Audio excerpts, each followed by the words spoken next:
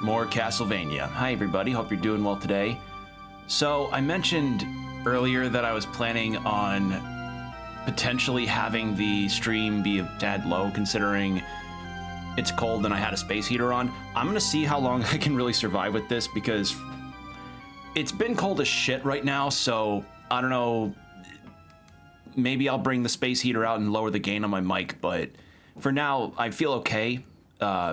It's a bit warmer down here now, so things are fine because I've been running the space heater, but that may change. But we're playing more Portrait of Ruin today. We're playing more Portrait of Ruin, and we're going to be having some exploration to do because I did get curious. I ended up looking up how to cure Vincent of the vampirism, since that's something that I need to take care of.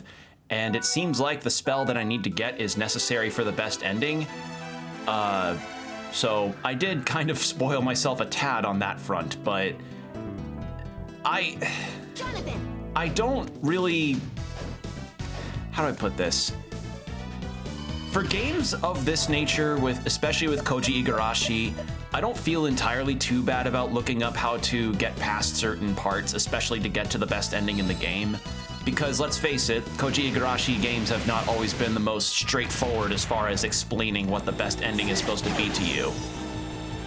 So, yeah. So what I've done is I learned that apparently in this level, there is a hallway that gives a spell to Charlotte that can cure vampirism, which I think is past that teleport room. Like, I thought it was related to the quests, which might still be the case, but I don't know. In any case, I did look it up, and I did learn that it's necessary to do what I need to do here. But yeah, last time we went through this, we beat 2 portraits and got some more information, and Vincent has been bitten by a vampire. So, I don't know how much more of the game I've got left that I can do, because it's fair to say that we're pretty far in now, but I suspect we don't have too much left.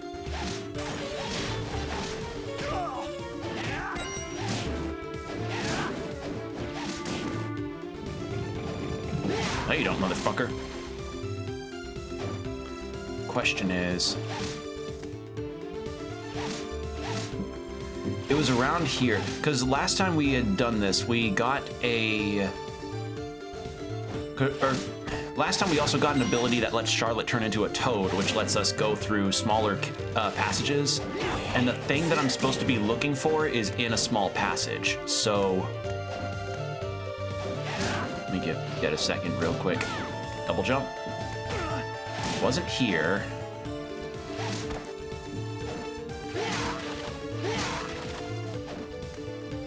It wasn't that way. Where is it?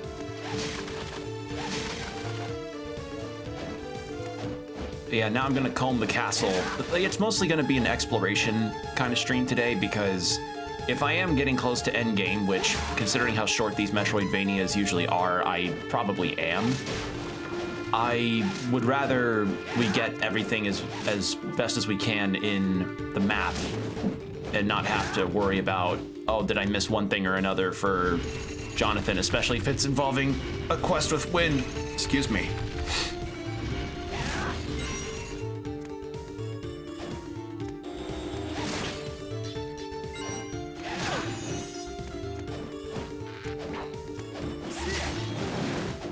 Let's see. So the save room is here.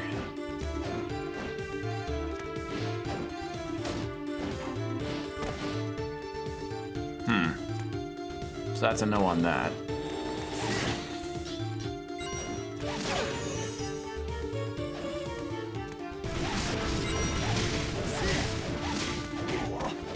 Unless I read it wrong, because I feel like on top of curing Vincent, the detail that was said that I ended up unfortunately seeing was that I need to use it on the twins, the 2 girls who are also hit with vampirism by Brahmer. Bronner, that's what it was. And to do that, I need to get this spell that's really important. And apparently some conversation comes up with Wind when I do so. Or Eric Licard, as he's also known. As we found out as well. Which, turns out this game has some ties to Castlevania Bloodlines, which is pretty cool. Well, I can get up there.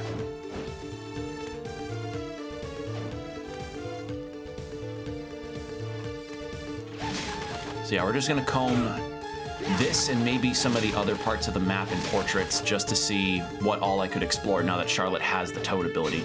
And you know what? While I'm thinking about it, where's Toad Morph? Where's Toad? There it is. So I mentioned this on Blue Sky, and I'll mention it here. So something that I did today was that I had finally started Castlevania Nocturne. I'm a tad late to the party, but I had other things to do, and also I was kind of waiting to see what people's opinions were. Like, I'm gonna form my own opinion, obviously, but I've seen some contentious opinions about Nocturne before, and I was wondering, like, okay, what are people's opinions of Season 2 if Season 1 wasn't really all what people were hoping it would be? And after hearing some opinions and after watching at least up to episode 6, I can say that it's okay. Like, so far it's fine. It's not offensively bad, and it's not the standout masterpiece that people were hoping it would be, or people that are saying it is. Like, and if people really, really love it to that extent, that's cool. You know, they're finding something in it that I and others aren't, but how do I put this? So far, it seems like the series just doesn't really, well, the writing just feels off, and I can't explain what it is. Like, it's an evident situation whenever writers change in the middle of a series, and, you know, while you're trying to keep the same tone with the characters and everything, it just doesn't feel like it's written by the same person. And for obvious reason, because Warren Ellis, the guy that wrote for the first Castlevania series back in, what, 2016, I think? He was, you know, after Season 2, he was no longer a part of the Castlevania Netflix series because he was kind of an asshole to staff behind the scenes, which is never a good thing. Do not be a dick to staff, ever. No one has the right to ever be a dick to staff. And there may be some other things about him, but I don't know about them right now. And while the writing in seasons 3 and 4 isn't terrible, there's good moments there, you could definitely tell that it's, like, not the same person.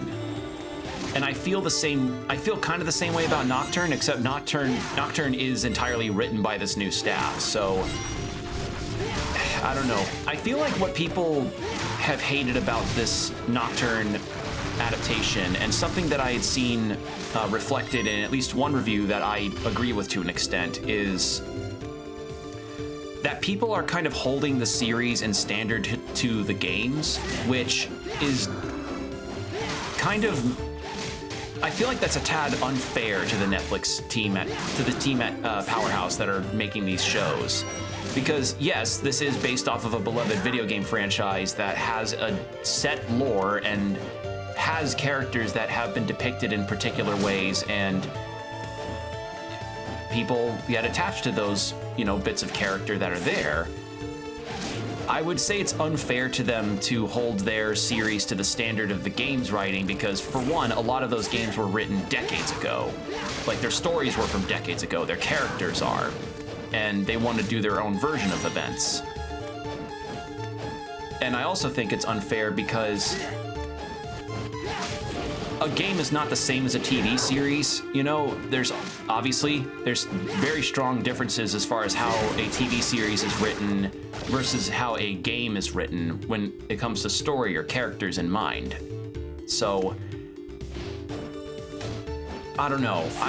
I want to at least provide some grace to the teams that worked on Nocturne and the first series, because I'm gonna leave this running while I cook. Awesome. Hope you have a good cooking of food combo. I'm just talking about Nocturne since I finally started watching it. So the deal that I find is that I find that the characters, you know, i.e. Richter, Annette, Maria, Alucard, Juste, and for one thing, I know his name is now pronounced Juste, not Just, like when I played Harmony of Dissonance back in the day. Boy, don't I feel goofy. I just find that it's not, like, the character writing's just kind of fine. It's not as nuanced, I feel, as the first series is. And a lot of that nuance from the first series, admittedly, came from how the villains were written as well, and their reinterpretation, like Dracula versus Isaac and Hector. Like, holy shit, the writers did a phenomenal job with Dracula in particular. Like, Dracula in his Netflix incarnation is one of the best versions of him that's out there. I will say that, I will praise that to hell and back. He's so good. But for Elizabeth Bathory, I'm not feeling that towards her. Like I got to the point where I learned her backstory, and you know, you learn her backstory, and I just don't feel like she really has a strong enough, you know, presence as a villain to me versus Dracula, you know? And again, maybe she needs to grow on me a little bit as things go on, but I haven't really felt any particular, like, strong motivation or drive besides, oh, I want to engulf the world in darkness. Okay, but I don't know. I just feel like compared to Dracula, she's just kind of okay. That's it. I mean, she's cool, and she has a presence about her. I will definitely praise that. Like, 9-foot-tall vampire mistress that has a lesbian harem. Fuck yeah, she's awesome. She's really cool. I just started watching today too, first ep. Very sorry for anything that I may say that'll spoil. I'm gonna try my best to keep spoil talk to a minimum when it comes to Nocturne, because it did just release this month, and not everybody has binged the entire series. I haven't. I've only, as I said, I only got up to episode 6. But to the extent that I have learned, I feel like it's a tad... I just felt like there could have been more to it to make it a more savory experience. To use the dreaded food metaphor situation, I'll say it like this. The original Castlevania series of all 4 seasons feels like a full course meal. Some parts of it are better, some parts of the meal are better than others, but otherwise it is still a complete experience. She kind of feels like the boss in a video game side quest. Don't feel any real threat from her. Exactly, like any perceived threat from her comes from more of her underlings as opposed to her herself. Like, and granted, Dracula does use underlings to do his bidding, but in this first series of Castlevania, Dracula literally appears like a fucking face of fire saying, you have 1 year to pack up and leave, otherwise you're dead. And he does it. And Elizabeth Bathory, while having her moments of being intimidating, she feels kind of like a wet noodle of a threatening villain, you know? Like, her side, her servant feels like more of a presence as a villain, if anything. So, yeah, it's just, that's the deal. It's just, part of the reason why I feel the writing's kind of okay is because Elizabeth's presence as a villain feels a bit muted versus Dracula. And the other reason is that I do kind of agree that the amount of swearing and quippiness can feel a bit much. Not to the extent that I feel people damn the series with. Like, damning the entire series because of a few quips here and there, I feel like is a bit much, because I understand MCU, I've mentioned this before, I understand that MCU writing styles have become a very reviled thing for anyone that gets into any media. you know, games, shows, movies, what have you. But the difference in this is that, one, bad MCU writing and quippiness comes at the expense of any sense of sincerity that the characters may have for a particular moment. That's where the problem lies, is that a series is so afraid of being sincere to its audience about what the characters are feeling or what have you, that it's like, oh, we can't let the scene stay too long of being in this particular tone. Better have a character completely and utterly flatline the tone by saying something like, I'm gonna go take a piss in the woods now. But Nocturne's not as bad as that. It's got moments where I'm like, you know, could have done without it, but it's not as egregiously bad as others make it out to be. But it's still, you know, would have been preferred to not have it at all. Or at the very least keep it to a very, very slight minimum. The other matter is the interpretations of Richter, Annette, and Just, and Alucard, and Maria. I'm gonna say this. I have not really experienced Maria Renard in the Castlevania series fully yet.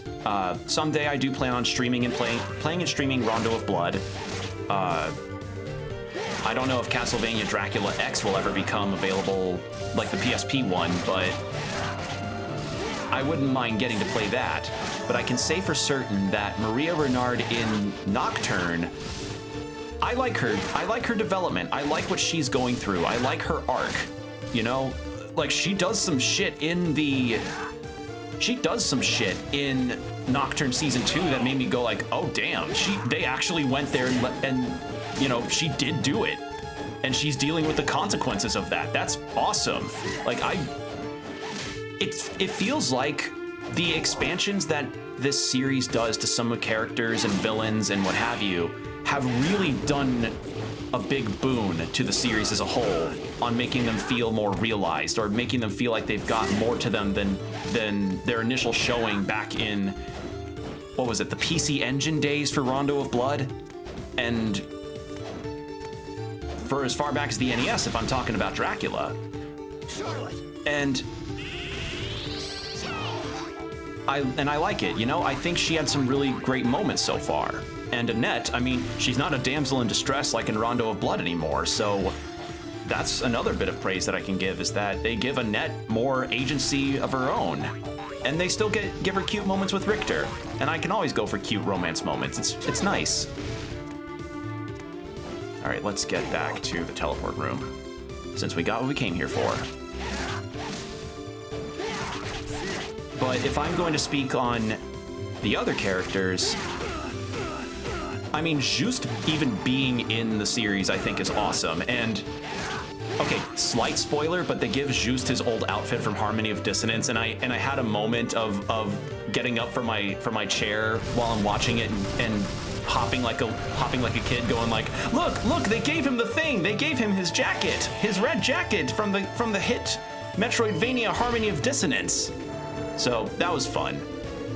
And I love the fight scenes. Like, I will never fault Powerhouse Animations for the fight scenes they do in Nocturne, because that is one bit of this Castlevania franchise that they're doing that is always exceptional. Always. I have not found a single fight scene that didn't leave me sitting here being bored. I'm always glued watching Richter do spells, Annette doing cool stuff with sand and metal, anything with Alucard. Like, they do good jobs with that. But it's left me thinking like this. If Castlevania Original Series is like a full course meal, Nocturne Season 1 is like a protein bar. It's a good starter, and it gives you all you need to really start up fully for your day. But it's not a replacement for a meal, as it were. It's not a replacement for the variable nutrients you need for a meal. It's just something that gives you energy for your time. So far, Season 2 of Nocturne feels like potato chips, but not like your Lay's or your Ruffles or any of your like name brand potato chips you buy in a grocery store. No, I mean like they're like homemade potato chips from scratch that are seasoned perfectly. They're tasty, and they're nice when they're there, but they're still potato chips. It doesn't feel quite as filling. It doesn't feel like it doesn't feel like it's going to sustain you, you know? Like it just kind of is there and nice when it's there, but then you're like, well, I kind of wish there was more to it. Wish there was more around it. I wish it had more substance, and I think that's it. That's my opinion so far, is that the substance that is there is good, but it goes away so quickly. So, yeah. And the read on Elizabeth Bathory, yeah, like Pseudomortal said it best. She feels like a boss in a game rather than a fully fleshed out character that has a motivation for her actions and a goal that's, well, she has a goal, but it's a very regular, you know, rule the world and vampires rule all situation. So, yeah, that's my opinion. Like, good so far, but if this is where Nocturne ends after season 2, and don't spoil if it is or not, I don't know if they've got any other cliffhangers or anything aside from that, I feel like they should either go to a different video game franchise, or if they're going to tackle another Castlevania property, they should examine a lot of the criticisms that come in mind when it comes to their writing and people's opinions about how they do these characters, or even do their villains, and think like, okay, what did people like before when it came to Dracula or Elizabeth or Drolta or Carmilla? Holy fuck, Carmilla. Carmilla has far more presence, I feel, than Bathory ever does. Are you kidding me? Just, yeah. So if there was any hope of a continuation of this Castlevania franchise that Powerhouse Animation and Netflix are doing, I would almost want to say, I said it before, but I feel like the Arya duology is the best evolution point from there, because one, it includes Alucard. You can actually continue from that point, because Alucard might be just the mainstay character that connects everything.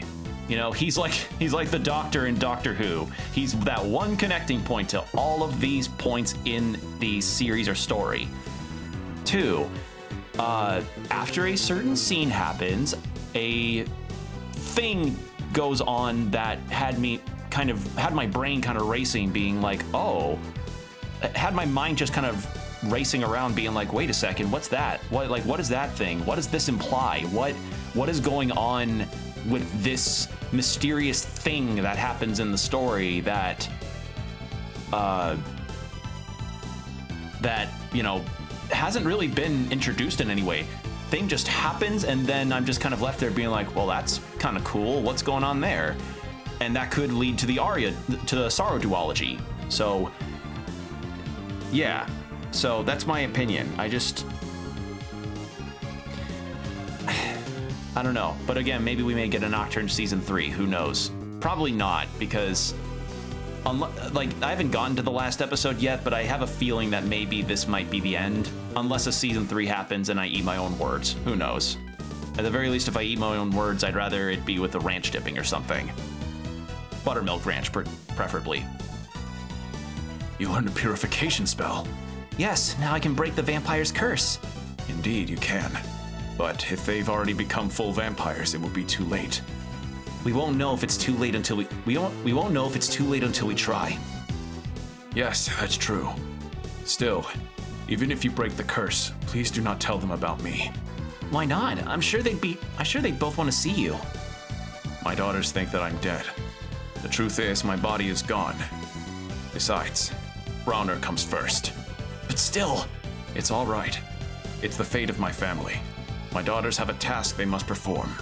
If I can see them one last time before I pass away, that's good enough for me. Okay, I gotcha. Let's get going. We need to bring the Lacard family back together. You're right. And you know, if they do decide, like, Arya duology would be ideal, but if they decide to instead, like, maybe focus on a completely separate Castlevania story that has no relation to Alucard in any capacity, so like Bloodlines or Circle of the Moon even. Give Nathaniel Graves a redemption arc from how shit his game is. I don't know.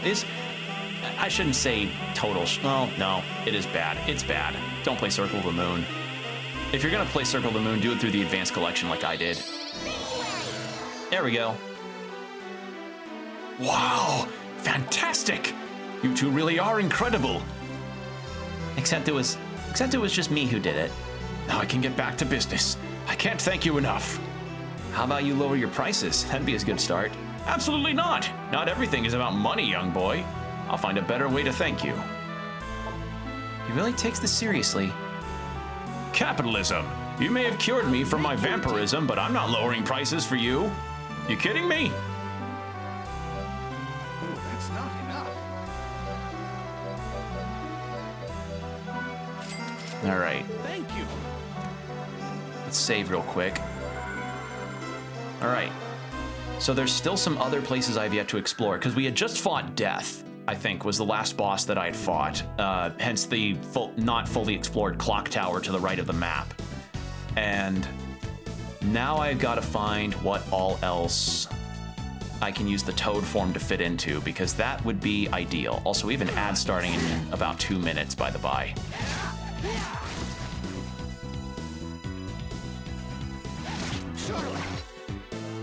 Yeah, Jonathan's best on the exploration front because Charlotte's weapons are just gonna keep being shorter range. Where? Oh god, I don't remember where else a tiny passageway. Oh no, where else would a tiny passageway be? Uh-oh.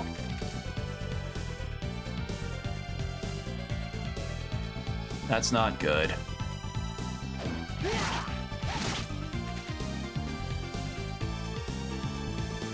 Where else would a tiny passageway for a toad form be? Not here, would it? No, I didn't think so. Well, we'll figure it out. I don't think there was one in the first portrait area. Was there? Because the other matter that's a problem with having these new forms is that I have to remember them for rooms that I technically explored fully, but have a little crevice that I haven't gone through. That's the problem. Oy. All right, well, in any case, the ad break's about to start in 25 seconds, so just give me one moment to get to the teleport room, and we'll actually... God, I gotta comb this shit up now. All right,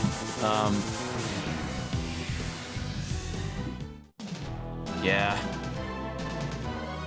Was there a thing there? All right, we'll check in a second though, because I gotta run the ads. So take these next 3 minutes to get yourself a water, use the restroom, whatever you need to do, and we'll be right back.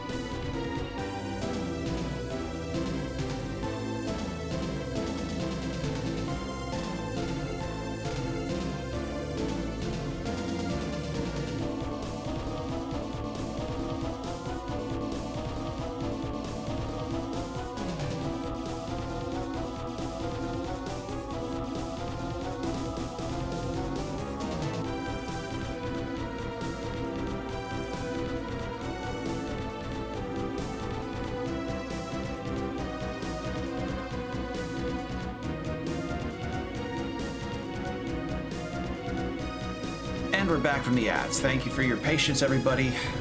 So, let's check to see if this place has got any extra stuff for us. Okay,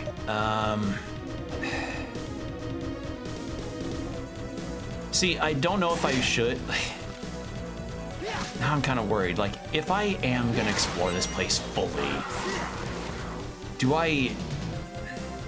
No, I should. Like, you never know. You never know. Something really cool could be hidden in a corner because Koji Igarashi just loves to do that to you. He loves to do that to the players of his games, you know? You want to get the best ending to a game, you got to do a bunch of weird stuff that's very out of left field from the story you're currently experiencing. You want to get a really good weapon, get a power up, and then head back to this one area that says it's complete but has a little corner that you got to remember. Like, part of me wishes that this game had something like the recent trend in survival horror games that have come up of like, hey, you need this thing for this room, or hey, you have gone through this area of the map, but you didn't get everything there. You know, like, I wish it had that for rooms, because my God, that would be useful. Actually, wasn't that a thing in Bloodstained? I don't remember. It's been so long since I've actually played through Bloodstained fully. No, I don't think it was. There was a Metroidvania I played that had that though, where it was like, hey, it color-coded the room that you went through if you didn't find everything. What was it? It was I know I played one like that like a long while ago. Was it Momodora? No. Okay. Somebody's gonna probably have to tell me at some point about that, because like I remember there being one, but I can't for the life of me figure it out. And it was not Hollow Knight. Hollow Knight does not have that. I wish it did, but it doesn't. If anything, that's something that I would hope Silksong gets. Which, you know what? Fun segue. So, Silksong, beloved game that people do not shut up about wanting to hear news from. Apparently, Team Cherry has come out to say that progression on the development of Silksong is going, quote, going smoothly, with no other updates besides that, and everybody's just kind of rolling their eyes being like, sure, okay, and I think the spell is finally breaking, and I really hope the no Silksong news joke dies at this point, and I feel like it died due to Jeff Keighley saying as such, but yeah, Silksong will happen when it happens. We know it's happening. Do we wish we'd have heard more news about it sooner? Yes, but that's not the world we live in right now. The world we live in is one where secrecy is of the utmost importance at Team Cherry, to the extent where they don't share anything.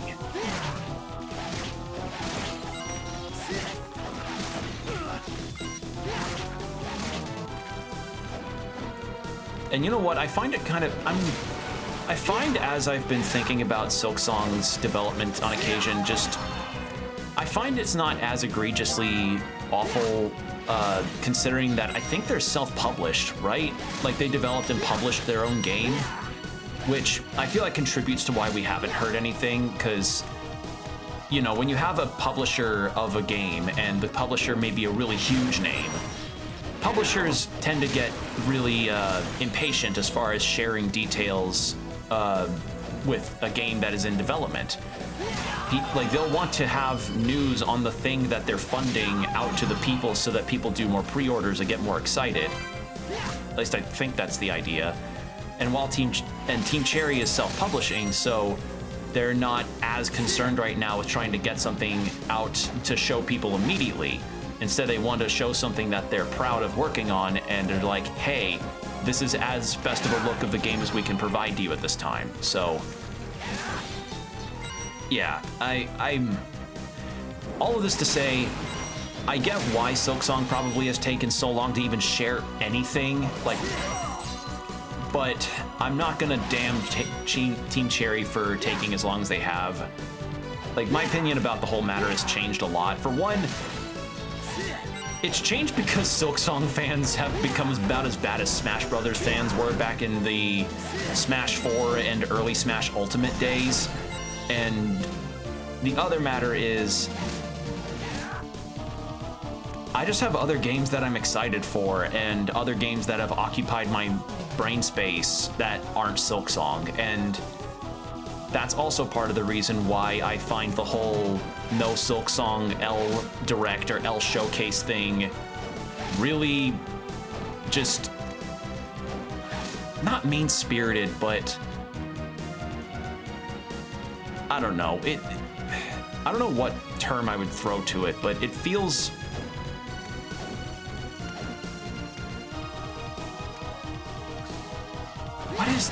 what's the way I would describe it? Like downplaying, I guess, that they're just downplaying the efforts of other developers that have showcased really cool games, possibly games that people could really enjoy, but they just they just throw up their arms and say, nope, bad show because it wasn't the thing that I was looking for. Petty, yeah. Well, I'm not sure if I would say petty either. Like, for some, probably. Like, as I said, not every person that plays video games will have an obnoxiously vocal opinion about things as Smash Brothers fans from back in the day. Trust me, it was pretty bad then. But I wouldn't describe the entirety of the Silksong wanting fan base as petty.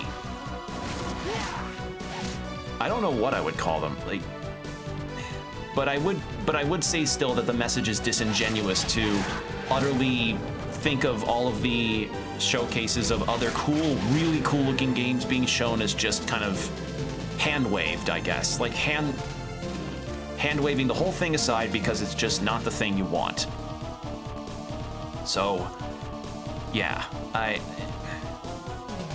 that's my thoughts. I just don't think that's very fair to the other devs that have showcased their games and, you know, would really do well with the positive feedback, the morale boost it would be to their developers. Like, imagine that, you know? Imagine you're an indie developer that worked on one game that worked on your project that's a real passion project for you. Or if you're a solo dev, like, it's your passion project and it's something that you've been working on for so long, either with a team or by yourself if you're a solo dev, and you got a showcase in a major games presentation and you're so happy about it. And maybe it's a Metroidvania because, you know, that's a hot genre. You know, people like a good Metroidvania. I like a good Metroidvania. I'm playing a good Metroidvania right now.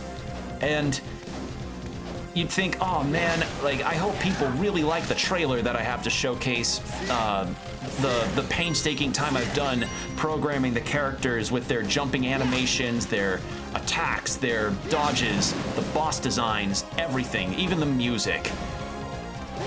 You showcase your game, and while you do get some positive buzz, like 55% of the people watching in the live chat just go, L no Silksong. I would feel fucking devastated. Like that's what I feel. That's what I have felt anytime I ever watch a live presentation of any kind of game show or newscast of games in that capacity. It feels deflating, and I hate that. I fucking knew there was one here. You know, if it's the same as GTA 6, you know? If anything, GTA 6 and Silksong in that way share a pretty strong comparison. I used the wrong spell. Because, like, GTA 6 has that same kind of situation. Wrong fucking button.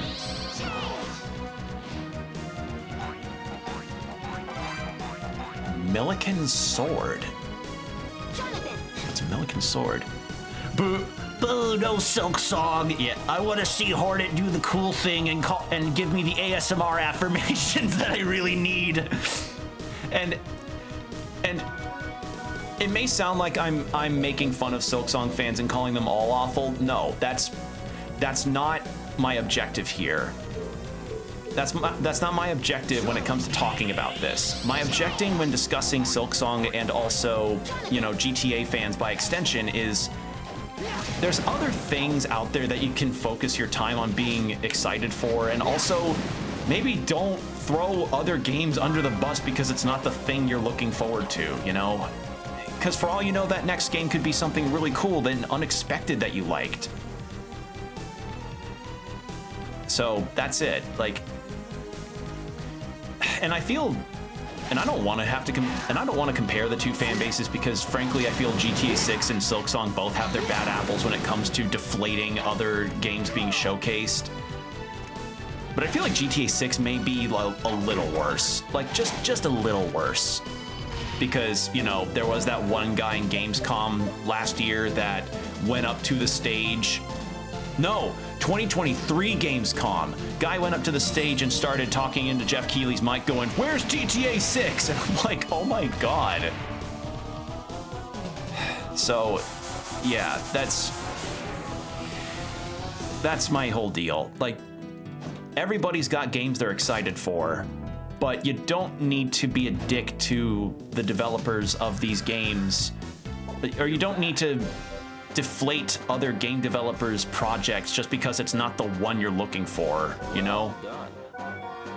Ooh, Royal Sword. Collect 5 cards, hands on the clock. Come to me when the short hand of the great clock points to 12. Build your strength. Should you be able to find a beehive somewhere, it should help you build your strength. What? Why? What? Well, all right, let's do some exploring, shall we? I've got a toad power-up, and I'm gonna use it before I continue down the clock tower side to the left. Yeah, like, I may have got, like, I know I've been kind of flip-flopping back and forth regarding my opinions on certain things when it comes to games that I'm looking forward to. I mean, shit, like, I've talked a lot about how much I was looking forward to Dragon Quest III Remake, and we got it. And I'm happy we got it. And the wait was pretty excruciating when there were so many opportunities to show it. But I don't know. Maybe it's because I feel like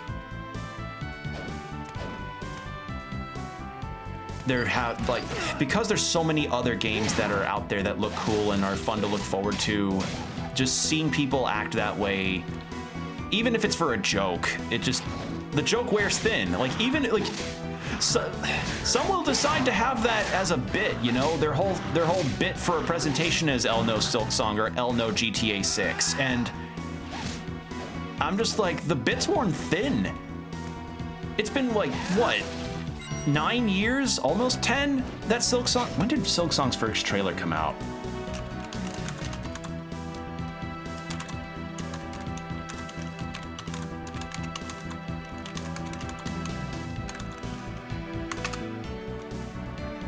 Okay, 2019, so not 9 years, I'm mistaken. It will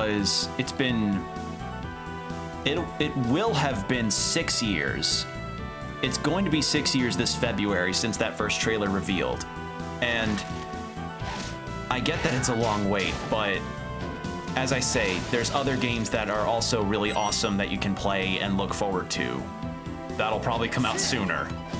So, yeah, like, I'll joke alongside to an extent, but I don't want to downplay other developers and their efforts just because the thing that I really want isn't out yet, you know? So that's my message, I guess, to people that are excited. And like I also said, for all I know, maybe they're doing it for a bit. Like that one Twitter account that was I think it was just a gimmick account of there is no news when it came to anything related to Bayonetta 3. You know, and that's the thing that I mean is it's good for a joke like that, but at some point the joke will wear thin because you repeat a joke enough, it's going to start losing its impact.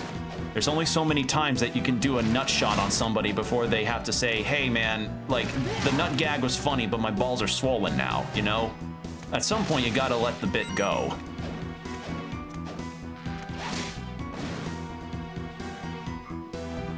So yeah, that's my thoughts.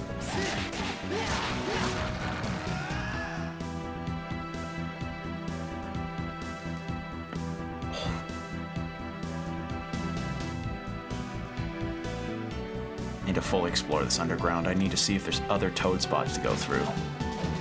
And actually, speaking of games that we're looking forward to that are either coming out this year or soon, I've been seeing a lot of indie games and the like that have either gotten release dates that are coming soon or have released just this month that I'm really excited for. In particular, y'all remember that Blade Chimera game that was dubbed by the same people as that D-Lit and the Wonder Labyrinth game I played a long time ago? That's out now, and my wallet has a moth flying through it of me going like, God damn it, I wish I could play it right now, but you know, I've got other games I want to play for one, and two, I've had a lot of expenses happen recently that have made it very tough for me to decide on games to buy.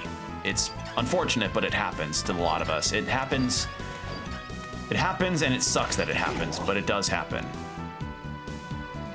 Okay, so we were just through here.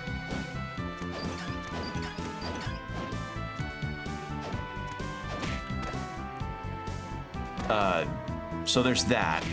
And I'm also going to be honest about something. I don't remember any kind of AAA showcases that I've been excited for, which is something, because apparently, like, it's something to bring up too, because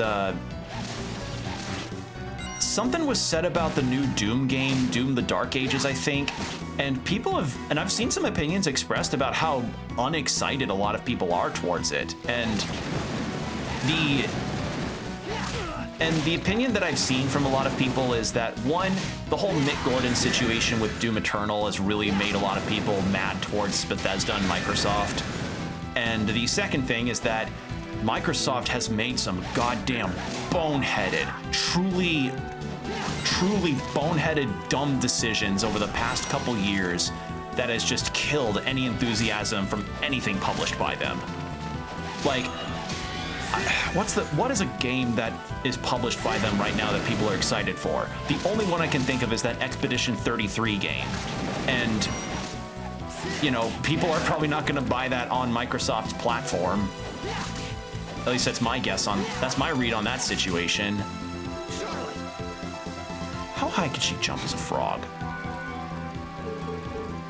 So, I don't know, like, not high enough.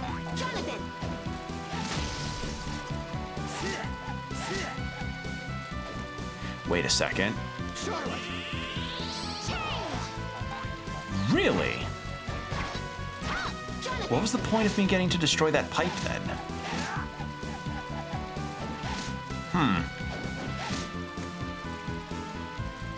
What was the point? Was it to just get to avoid? What a weird little section there. But yeah, Expedition 33, that's the only large budget game that's been showcased as something that I'm excited for. And I think that may also just chalk up to how the indie scene has really gone out of its way to try and make fun of the larger showcases that happen, because for one, as I say, AAA games have not exactly been electrifying for a lot of people in recent years, and two, showcasing a game on a stage like the Game Awards or Gamescom or Summer Games Fest, it's expensive. It's very, very expensive. Like, to the extent where most developers can't afford to do that. They can't afford to host they can't afford to host their trailer on there. So, you know, indie showcases have taken the piss out of the Game Awards and other things like that to showcase their games and award things to games, and that's really funny to me. So, yeah, and it's really funny. It's doubly funny towards Jeff Keighley's situation, considering I think back in Summer Games Fest was like, hey, check out the top releases of this year being indie games. You know, Hades 2 was featured, and a couple others were shown as well. And he's like, oh, check out all of these amazing indie games from these smaller teams. like, we ought to really admire their efforts. And I'm like, well, Jeff, we could admire their efforts better if you let them have a fucking spot on your show and not charge, like, what was it, like a few hundred, like 100,000 or more to get showcased. And it's like, indie devs can't afford that, dude. I don't know. The Jeff Keighley rant is substantial and likely would go beyond even my capacity to want to talk more about it, but because like there's only so much I can rant about it before I give myself a headache. But brass tacks is support indies however you can, and you know, while the big showcases are at least fun to watch and take the piss out of, truly I have not really seen many entries in AAA development that has electrified me to the extent that indie scenes have.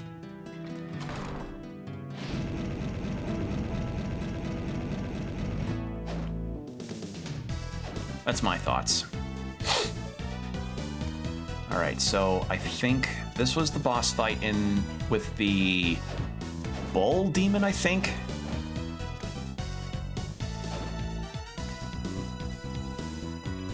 I'm trying to remember what other areas would have a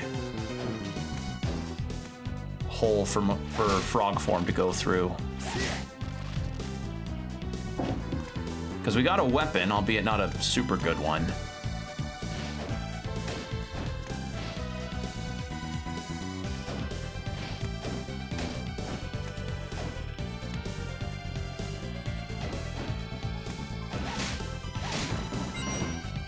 I still find it funny that that enemy is literally just a hill guard, and his whole thing is that he fights on stairs.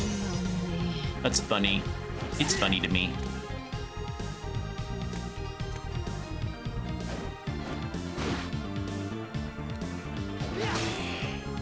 I guess another update that I can say is that I've been catching up a lot more on a lot of the webtoons that I've been reading, and I got curious about a couple things regarding webtoon itself. One, its current standing with a lot of its artists, because I remember before I left Twitter, one of the things that I had remembered from learning about webtoon from people that have been on there and that I have been publishing on there and have been showcasing their stories is that a lot of people are planning on leaving webtoon or have already left it due to webtoon's really awful treatment of the comic artists that have been creating for their app, which it feels really, really fucking counterproductive.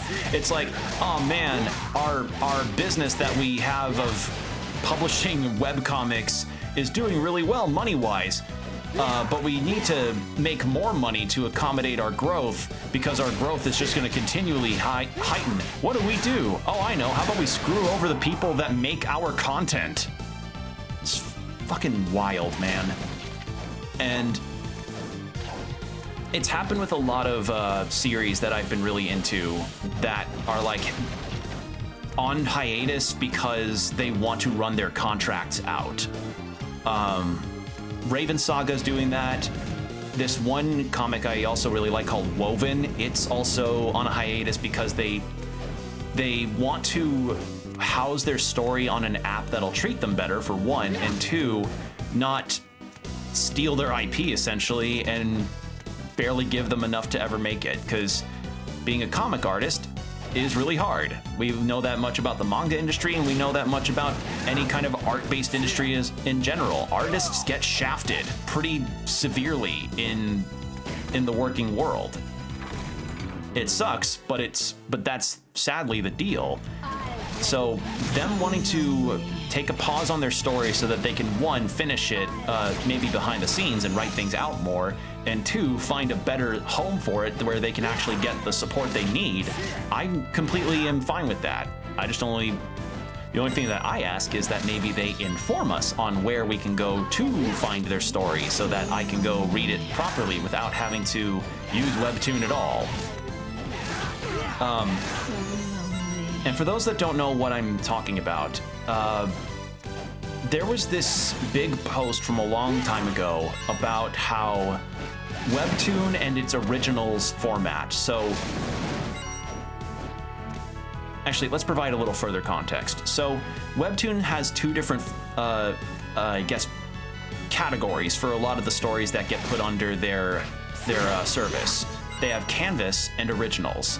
Canvas is the stories that just kind of get put on there and have their updates and is more flexible with the timing and doesn't pay as strongly, I think, but because most of the payment that artists usually get through Webtoon Canvas is through something like their Patreon or Ko-fi, or through the coins used on the series from Webtoon, and coins being just a currency people can use to gain earlier access to chapters instead of having to wait a week like most free users do.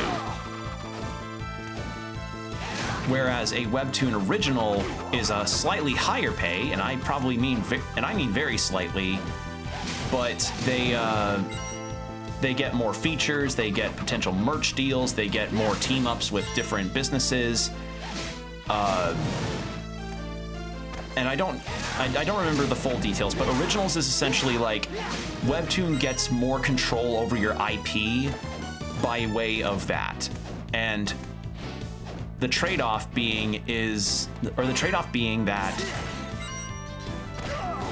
as I said, your IP is more or less Webtoons. You know, you lose a lot of your rights to your own story, and you're also being made to work on a more strict schedule, which is awful, you know? Like, imagine that. Imagine this story that you've been working on for many, many years, and it's suddenly not under your jurisdiction anymore unless you run the contract out, which is what a lot of my favorite series are currently doing. They're running their contracts to their nullification, which is by like a couple years or so, because they are sick to death of having to be put through the ringer just to meet a weekly deadline for a series they don't even own technically anymore. So yeah, the situation with that is, if you're going to want to read a Webtoon, you best not use the coin system from Webtoon at all, because that's only going to encourage the potential situation of the Originals problem of, you know, artists losing their IP, or wait until they find that alternative to post their whole story in so that they can be happier with making their comic and potentially better compensated for making said comic. So yeah, until that day comes, I'm gonna be reading them on Webtoons, because I've also got to catch up on some series, but the second that any alternative does come up that's better, I will go to it. And I do want to also buy volumes of some of the Webtoons that I've read in their physical form, because, you know, some of the comic artists that I've read on there have physical volumes for their story. Suitor Armor does, Space Boy does, and I want to buy those to support them and also have it physically in the event that Webtoon just nukes their entire goddamn, like, just completely destroys and nukes their whole platform and is like, yeah, we're just gonna, you know, our business is going south because we're terrible at business decisions. How about we just do that? Yeah, it explains why I have not seen a lot of updates out of some series that I've really liked. Because, you know, bad working conditions are always a good reason to ever speak up about your problems on why you've not been able to put out as much of your thing that you want to put out. Like, we've all experienced that, where health conditions of a creator and their monetary situation, it's important. You know, artists have bills to pay. They may have medical expenses to pay for. And if the very platform that's supposed to pay them isn't paying them enough for them to live well, then yeah, support them however you can so they don't have to keep being on there and not being treated with the fairness that they deserve. Because right now, I learned this recently, and I kind of noticed it when I would be looking at the banners of stuff that's currently on Webtoon. Webtoon has been more or less on the role of let's translate a bunch of Korean manhwa instead of, like, essentially let's translate a bunch of stories from comics in South Korea that are either near their completion or are really far along, and just sell that to our audience, because that's less costly. less costly than, you know, paying artists properly to keep their stories on there. It's a whole thing. But that's the thing that I have learned, is that webtoons preferring to do translations of manhwa instead of giving proper compensation. So, and it's not like they can't afford it either. Webtoon's a huge business. I mean, shit, at one point they teamed up with Crunchyroll for those two webtoon anime, Tower of God and God of High School. Like they're a big business. So yeah, just capitalism, yay. But in regards to my webtoon reading that I have done recently, I have caught up with the one called Nomads, which is pretty fun. I also have caught up with, what are some other ones I've caught up with? I caught up with Marionetta, which is another really good one that's still updating on there. I caught up with Lady Night, although that's because it finally put another chapter out. That's another one. I caught up with Space Boy, Bloodbound. I haven't caught up with Secrets of Soulford, but I think that's also following the same line that that Raven Saga's gone through, and Woven and others. I've not been as I said, so far a lot of series have finished their most recent season of their webtoon and have not updated it all, or maybe they have a lot of their season done and they're just waiting until the contract runs out, as I said. So yeah, I wish the best for all those artists, because them not getting compensated for their work and also losing the rights to the story that they have been building for years, it sucks. Like, imagine a world where Eiichiro Oda, the author for One Piece, loses the IP to One Piece because Shonen Jump decides, nah, we just want this because it's a merch-making machine. Could you imagine that? People would be pissed. And that's happening to so many webtoon artists. Ugh, it's awful. And I know there are some alternatives out there, like, I think Tapas is the other one that is a competitor to webtoon, but I have not heard of any of the artists that I have followed that do webcomics that, you know, they decide to go to Tapas or another alternative that I may not know of off the top of my head. Also, I see that I got the Nun's Habit. Do I have... What is the nun equipment I've got? I got Nun's Habit, Glamorous Pump, Spike Boots, nothing nun related.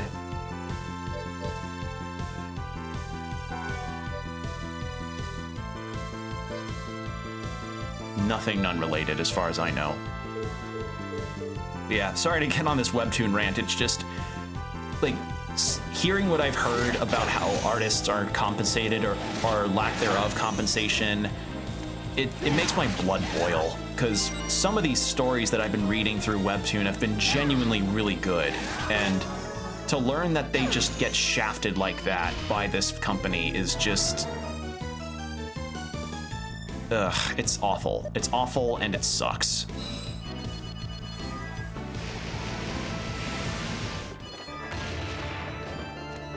Okay, I want to go to the no, let me go to the save room. Heal up a little bit.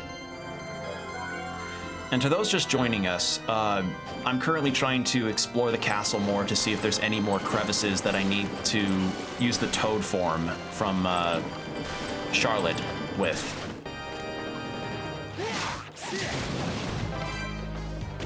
So far, I've only found 2 in the portraits. So maybe it's the portraits that have them.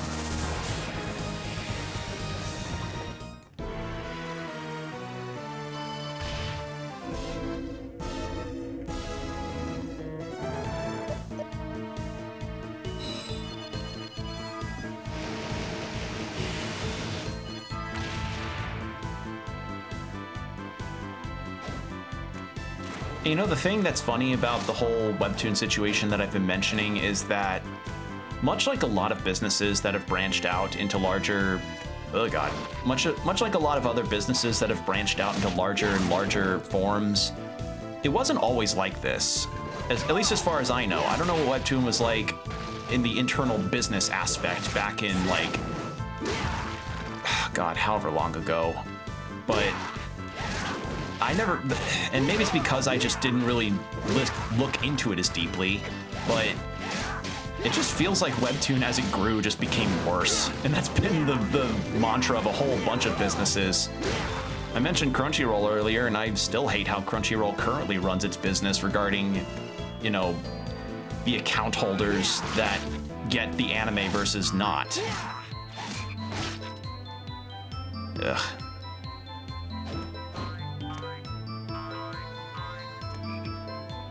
Okay. Just keep an eye out for any slight holes that look like they're large enough for a frog. Because I think this was the map that... Oh, summon a frog to use in battle. Okay, neat. Because I think this was the map that gave us the frog ability, so...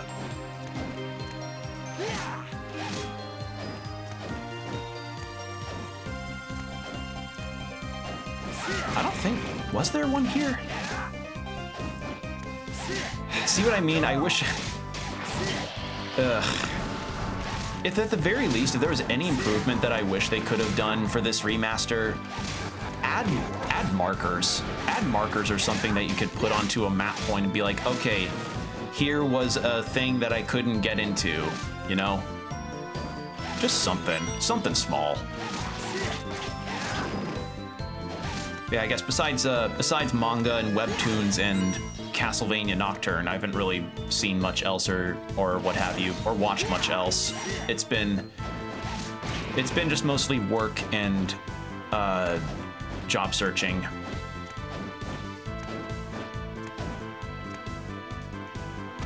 Because, you know, job market's fun and totally not obnoxious at all in its own way. I went in the wrong direction.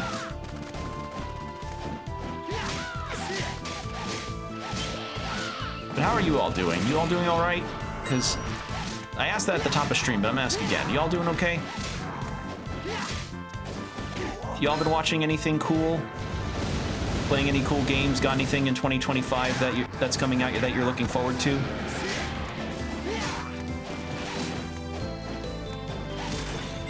Actually, another bit of news, too, that I literally just saw today.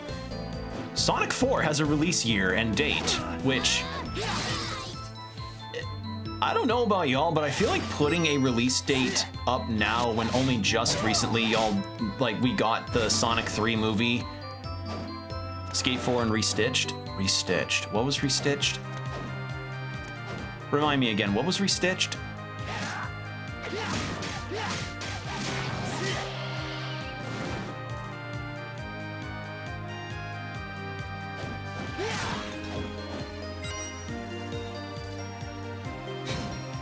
What was Restitched again? LB... Oh! Really? Little Big Planet... Little Big Planet on Steam... Wait, what? Oh. This is my first time hearing about this. Huh. Okay, that's neat. Right. Yeah, because Little Big Planet, I forgot that was a franchise. I utterly forgot that Little Big Planet was a thing. That's neat. I don't know who devs it, but hopefully that goes well for him, because I remember playing Little Big Planets 1 and 2 and liking them a lot when I was a teenager. I never got into the level creation aspect of things because I was a dumb teenager and did not really understand the complexities if it was complex. I don't know, maybe, again, I was a dumb teenager. Yeah, Little Big Planet pretty much died. Ah, that sucks.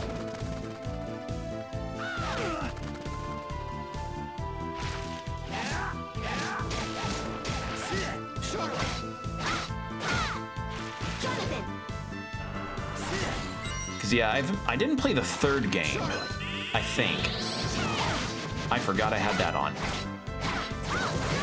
Oh, God. Oh, God. Oh, God! Yeah, I'm not letting that slide.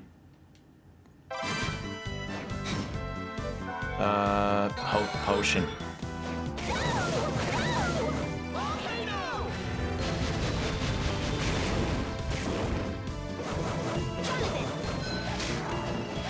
There we go.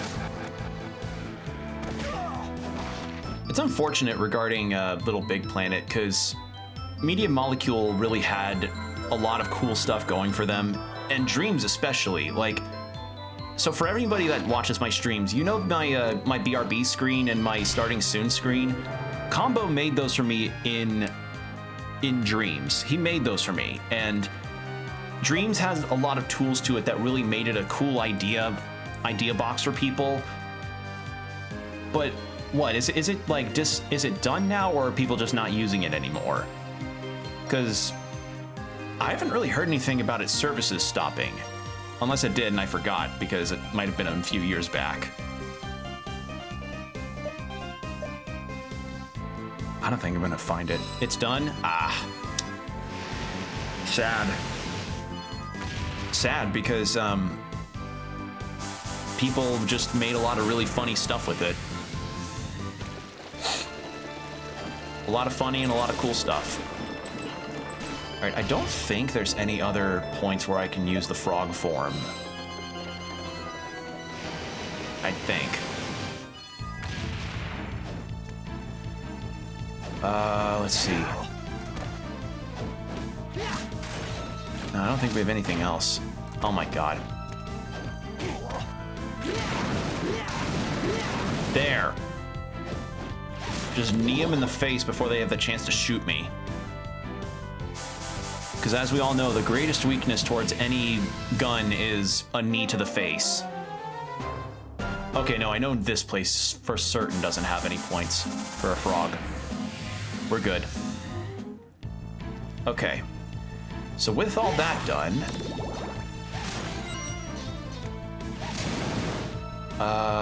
we can head back to the clock tower area.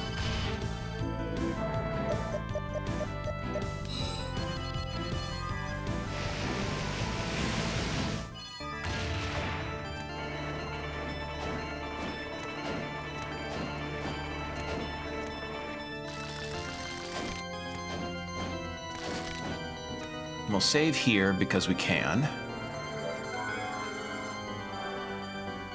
Oh, something else that I had learned a bit ago is that, fun thing for y'all. So, you know how Sony had a lot of live service games that were within development that could have potentially been, you know, disastrous for them considering the release of Concord and how well that went? Well, it seems like a lot of those live service, if not all of them, have completely gone under as far as their planning is concerned. Like, they're just not happening anymore. And I have to say that it's definitely not a big surprise for me, because I feel like Concord was the major lesson that they have learned is... What the fuck am I supposed to do with that? Oh. That's it. I was like, what the fuck?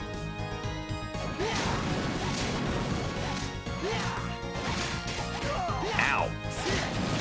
I feel like Concord was a major lesson as far as live service, hero shooter type things, which is kind of funny considering the success of Marvel Rivals recently, but Marvel Rivals is free for one, and two, Concord was just so unremarkable and everything.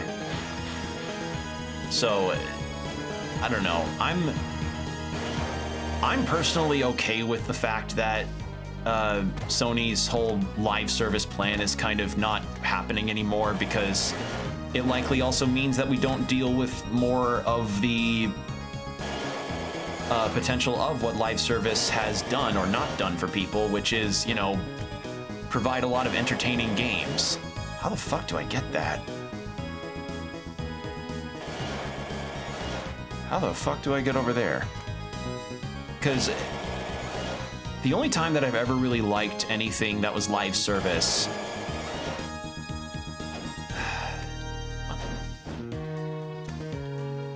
what was it? Remember Prototype 2? I'm not sure if that would count entirely as live service, but the main like in that game, there would be these little side events that would happen that would be correlated to a real world date. And if you went to that real world date event, you know, you get a reward for it. And I don't know how far along that planning would go for that kind of thing, but it's pretty funny that they would account for players wanting to still play Prototype 2 into 2025 from that game's first release back in the day. What other live service games have I played before? You know what? I can't remember. I don't think I've really played many live service games at all. But y'all get what I mean, though. Like, the live service model is not a very popular one to people. And Sony canceling a lot of those projects could mean that maybe they could dedicate their resources to projects that people may really want. Like, maybe more Bloodborne or Bloodborne on PC, because much like Silksong and GTA 5, that's also a big one for a lot of gamers. Master's Keep.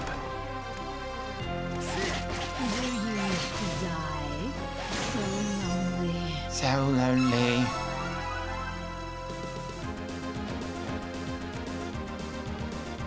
Ooh. Ooh.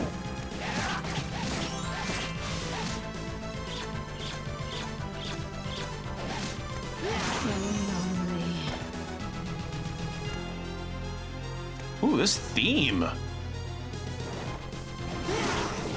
Hey, it's the Purple Wyvern.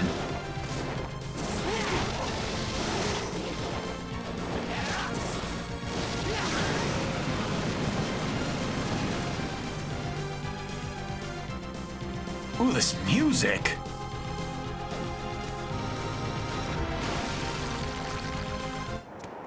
Oh.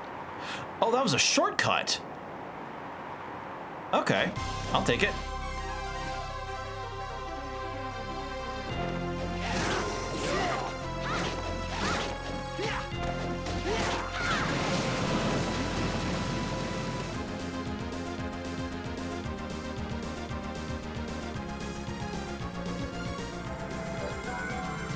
I think this may be my favorite theme in the game. This is really good.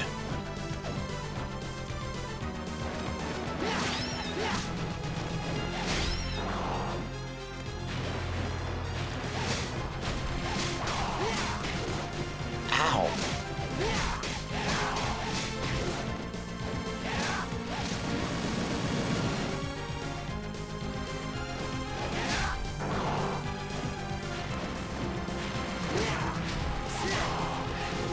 Wow, somehow a knee strike does more damage than my whip. Okay.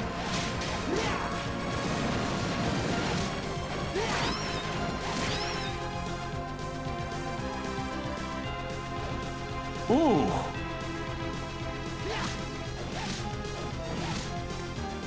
Okay, Portrait of Ruin, I see you.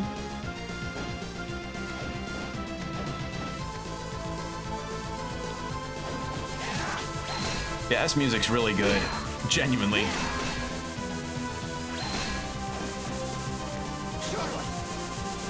Let's change this out. Hold on.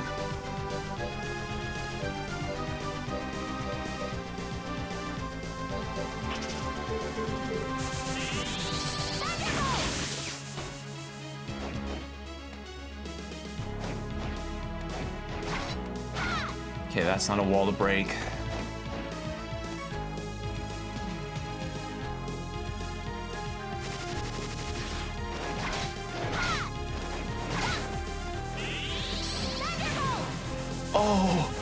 Oh, Charlotte, that alone endears you to me.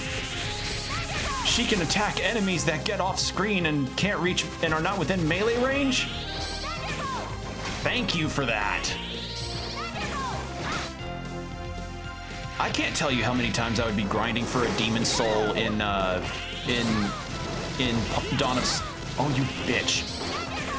How many times I've been grinding for a Demon Soul in Dawn of Sorrow, and they just get out of range of my melee attack, and I just kind of have to whiff it and then wait for them to come down from the top. That saves me so much hassle. Really?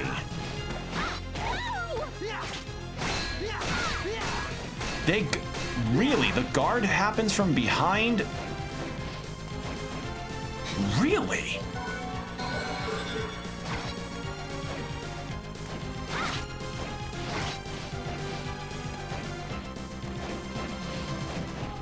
Why? Fire concentrated beam of powerful light. Ooh, hold on. Where is that? Tempest? No. Piercing beam.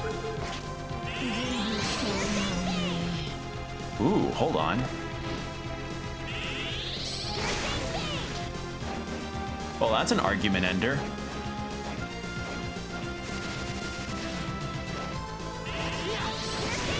However, it does have a downside. It does not come from above or any direction. Hold on. Also, we have an ad starting in 5 minutes, just a heads up.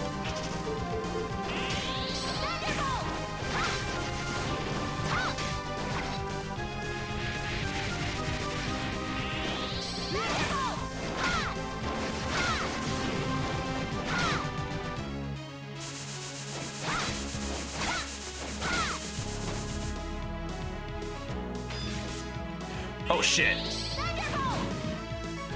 Hold on. I have an idea. Yeah!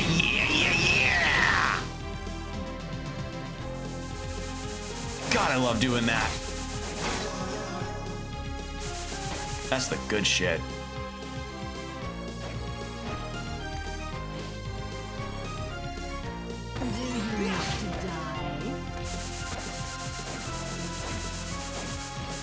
Oh god, I fell.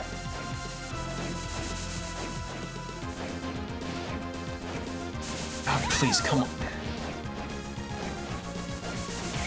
Please. Stop ping pong. Stop! I'm getting ping pong back and forth. It's like a good old-fashioned game of enemy Wimbledon. Hold on.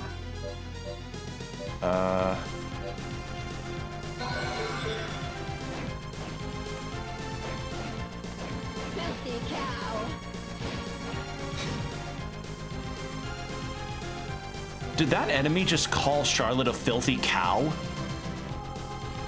I just noticed that. I find it very funny that enemies can have a very different reaction to you if you're either Jonathan or Charlotte. Like that guy from the first portrait that gives Charlotte a rose but attacks Jonathan. And now the succubus like tries to go up to Jonathan and kiss him to damage him and then calls Charlotte a filthy cow. They bothered to put that kind of detail here. Interesting.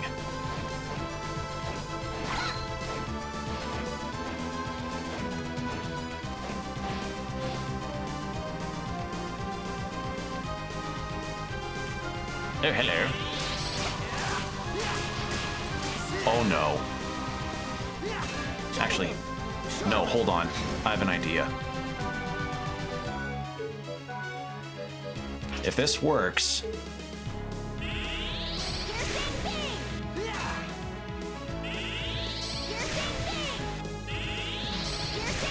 I can't see how much damage it's doing. Oh. Of course.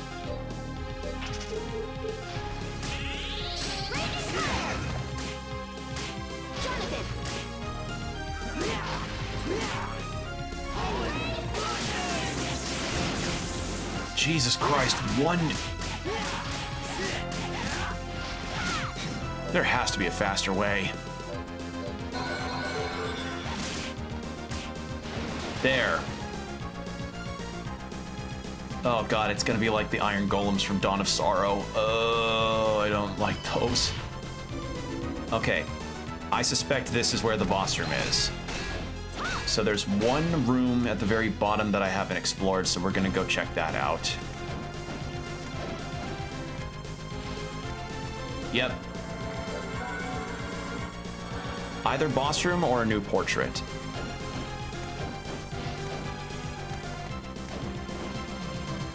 But I want to see what the room at the bottom is.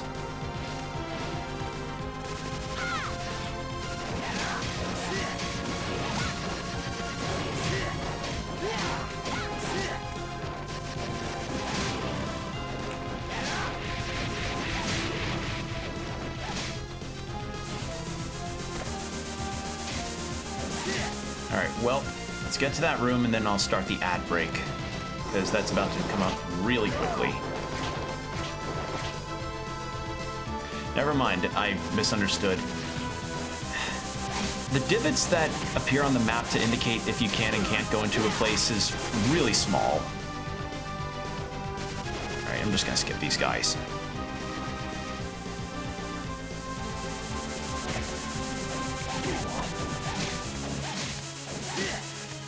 You know, if there's one thing that I actually really like the most about this game is that it doesn't have a lot of DS gimmicks.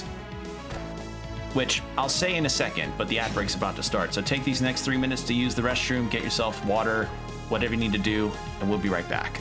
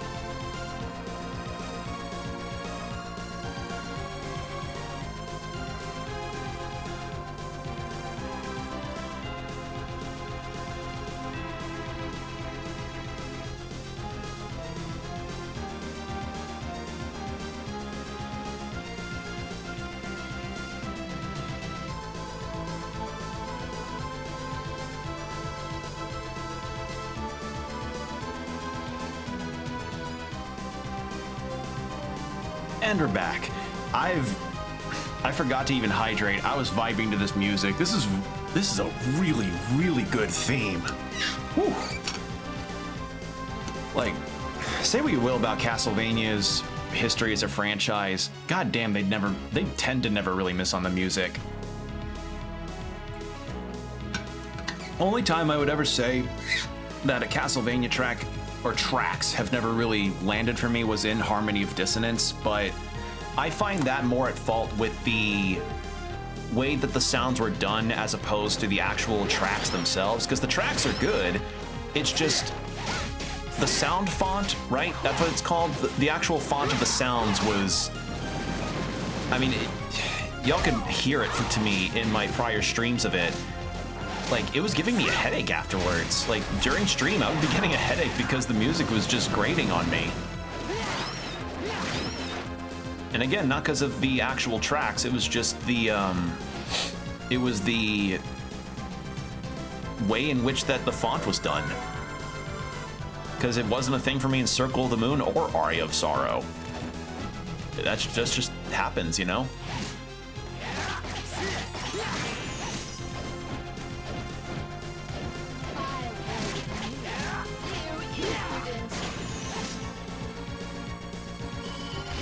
Oh, it's a teleport room. Okay. Well, we missed two little spots in the map to the left there, or to the right, rather. So what can we do? Well, I think we got enough money to buy some more potions, so I think I'm gonna go ahead and do that. And we're gonna save, and then I'm gonna check the room to the left first, because maybe, just maybe, that's another portrait.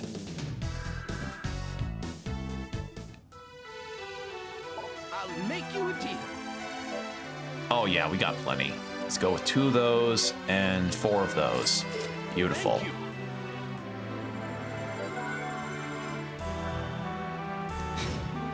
Equipment. Do you have anything stronger than what you've currently got? No. Okay. Well, you're back. I can check the clock again, but I doubt anything's changed. Like, I doubt it's closer to the 12 marker. I feel like some of these I'd probably have to do off stream, if anything, because the rewards are probably worth it. I just haven't.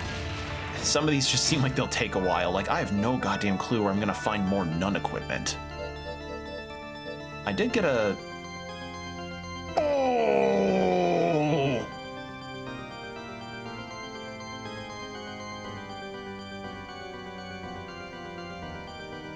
Are you seeing this?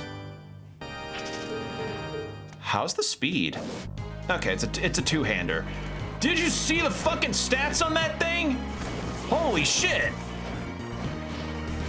Oh my god, please.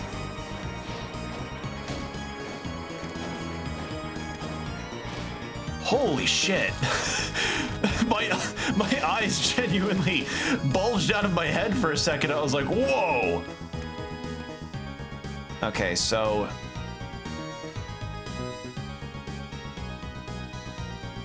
does the... No, that wouldn't be the case. I was about to ask if whether or not the clock here is gonna change based on the time in my system, like my Switch's actual internal clock. Oh god, if that's the case, yeah, I probably will do these requests off stream. Because I have no clue where I'm gonna find the other nun equipment either. Like, I don't know where I'm supposed to find more nun stuff. I found the veil. Actually, is the veil any good? Where is it? Where'd it go? Nuns have it. More mind, and mind does more spell damage, so sure. I guess.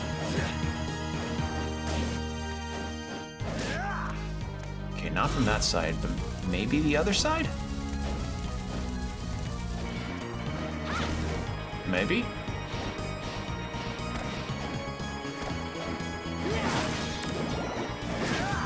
Yeah, this two-hander's a good idea.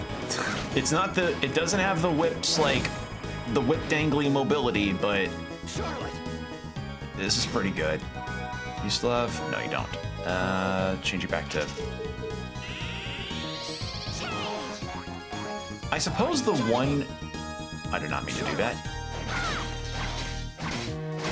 I suppose the one thing when it comes to the movement upgrades that I'm not the biggest fan of is all of the menu switching, to have to go to Toad form and then hop back, etc. Pardon the pun. But it's not the worst thing in the world. It's just, it could be snappier, I think.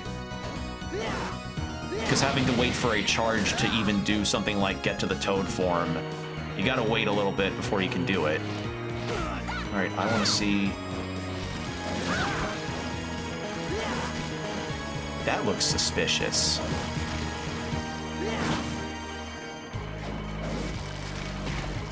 Really, it's not a hidden wall. Okay then. Well, worth a try.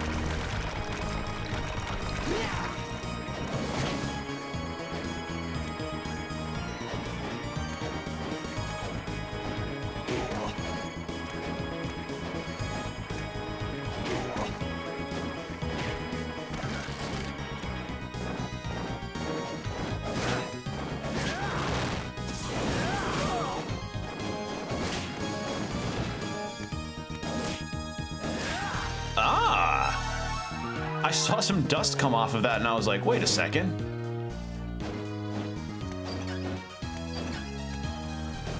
Okay. We'll go back to the teleport room and move on from there.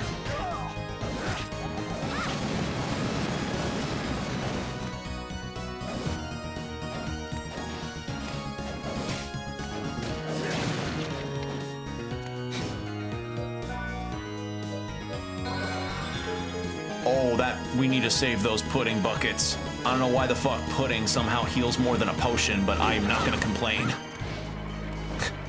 Again, I find that idea very funny. You get like a severe gash on your...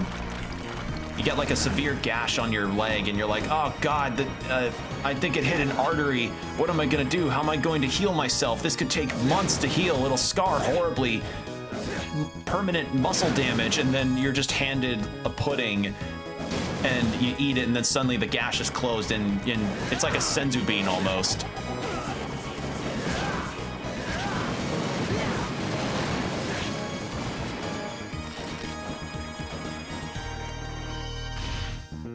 Can of spinach. Yeah, like the Popeye can of spinach. Exactly. Like you just see Jonathan take out a big can that says spinach on it, bursts it open, eats it all in one go, and you see his muscles like pump up to the size of his head. Actually, speaking of Popeye, he's supposed to go in public domain soon, right?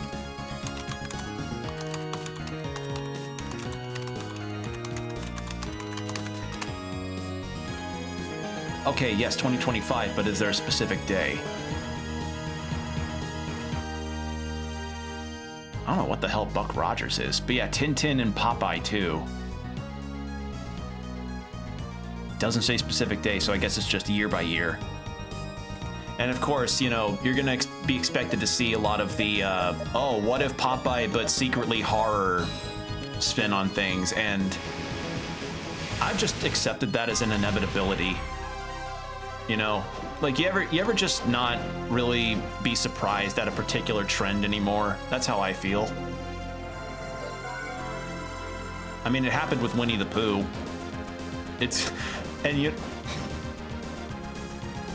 you know, the fucking second that Garfield ever goes public domain, all of those horror concepts that have been made on YouTube, all of those arts that have been done, it's the writing's on the wall there too, so.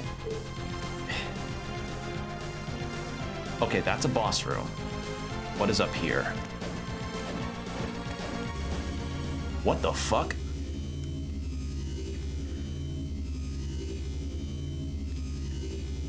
What the? I can see the way ahead, but I can't move forward. Hold on a minute. This is the way to the throne, but it's spatially segregated. And that means, simply put, there's something like an invisible wall here. Bronner said that he had separated Dracula from the castle. This is what he was talking about. So long story short, we can't move on from here. Exactly. Let's find another route. Okay. So, all we have really left is the boss room that's to the left here, but I'm kind of nervous to go down that. Because for all I know, maybe I am locked into the ending. You know what? I'm gonna look up where that nun equipment is.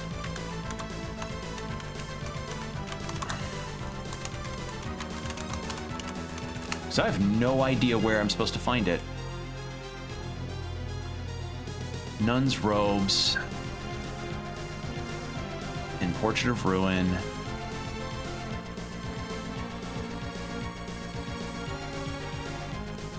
Great stairway just outside the Nation of Fools. That's the circus one, I think. I would have no idea where I'm supposed to find these unless I looked it up, genuinely, because I try my best to search most corners of the map when I can, but trust me, there are some corners that even I wouldn't think to search. Most of the time I stumble on them on accident. That's not it. It's the other one.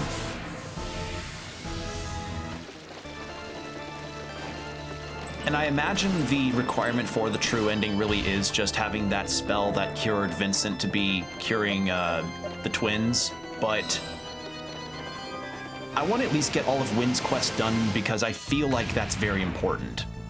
It has an air of importance to it, and I want to make sure I do it.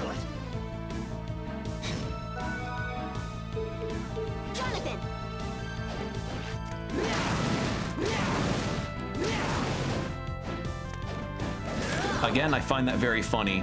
Like this skeleton gunmen that train their whole life with a rifle, and their whole afterlife continuing to use it under Dracula's thrall.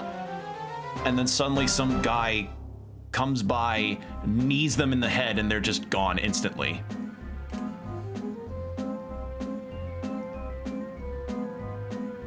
Breaking the ceiling that's just... Wait a second.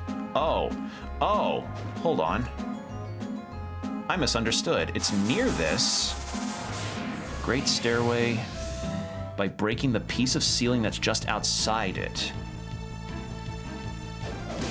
Oh! God damn it, broken ceiling!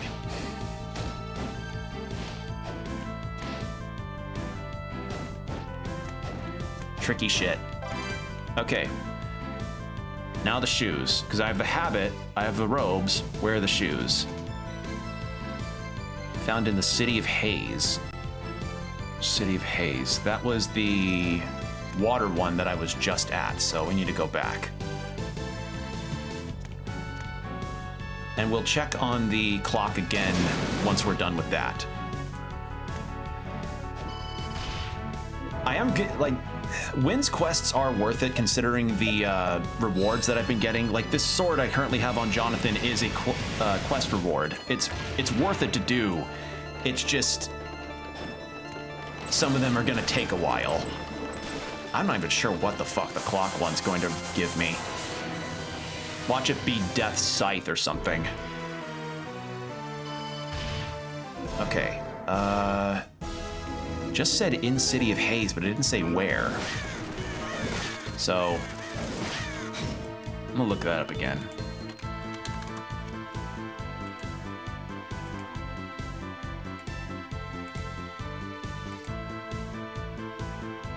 Found in the City of Haze. This is the City of Haze, isn't it?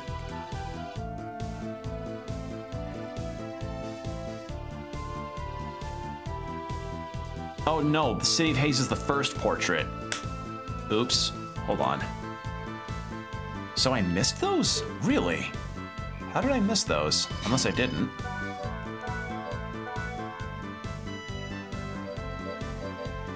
No, it would say none shoes. Okay. Look at me mixing up the portraits. Okay. That's done.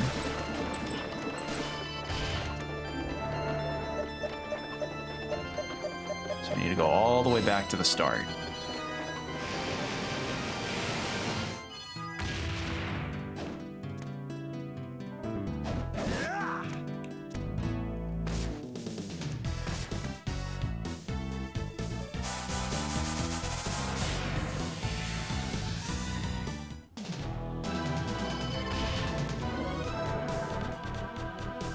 Okay, so I guess we just gotta really go gung-ho, because it did not give me any room description on where I could find the nun shoes. I think I just gotta search my best. Search the best I can. So they're somewhere on this map.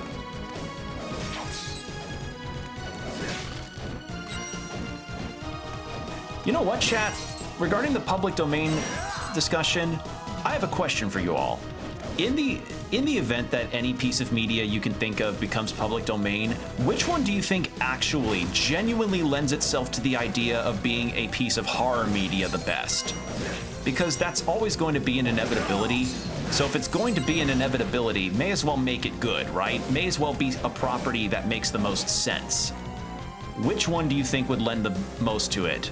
And it has to be one that's not themed in horror in any capacity.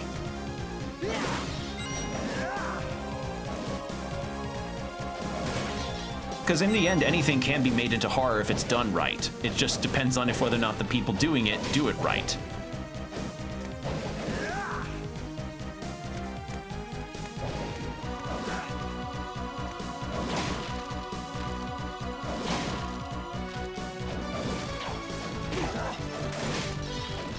And I guess maybe by extension, just make anything out of a public domain in general, because I mean, we're in a year right now, or we're in a time right now where a lot of public domain stuff has been made into very different spins on their stories and themes. I mean, shit, one of my favorite games from 2023 was Lies of P. Which, you know what? I really pray that we get more news from the developers of Lies of P for the DLC, because you bet the second that comes out, I'm going to buy that shit and I will stream it. I fucking love Lies of P. That game has not left my brain ever since I played it 2 years ago, or almost 2 years ago. That's gonna be, God, I'm so excited for that, because I know those devs will put out something good. I've got a sense for it. I just gotta wonder what the premise is gonna be like. Because after the ending of Lies of P, it's very strongly implied that Wizard of Oz is gonna have some kind of play within the story. So, and the whole idea is that Dorothy's gonna be around and Pinocchio is the Tin Man, you know, grows a heart by the end of the story. So who's the Scarecrow? Who's the Cowardly Lion? Who's, I think that's it. Tin Man, Cowardly Lion, Dorothy, and Scarecrow. Like, my mind got racing, and my mind is still racing, because I fucking love Lies of P. It's such a good game.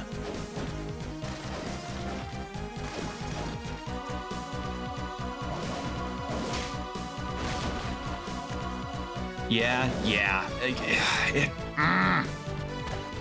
It won't leave my head.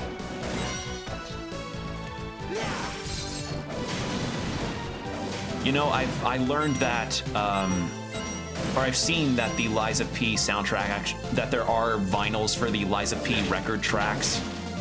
I forget exactly where, but it is available to go buy or pre-order, I think. I've never really wanted to pre-order video game merch at all. Normally I just buy it long after the fact, or maybe I spy something from a convention because maybe it's out of print or something. I am seriously tempted to get those vinyls. Yeah, public access can be done really well. It depends. There's Wizard of Oz RPG I showed you. They could get get rid of the trackball system. Yeah, gotta love hardware gimmicks. Like, as fun as they can be, they can also be quite interfering with the intended experience. Or the intended experience could interfere with the capacity for fun.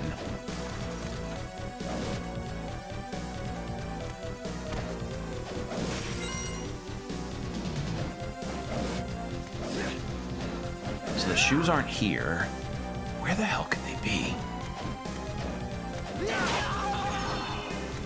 And I know another obvious answer when it comes to public access media that could be made into something a bit more macabre, I guess is the word, is Alice in Wonderland, but we already have that.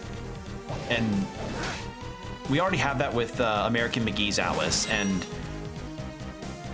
it's kind of, and I've seen so many anime do their own take on Alice in Wonderland when it comes to their characters that I'm like, can we get a different public domain to try with that, please?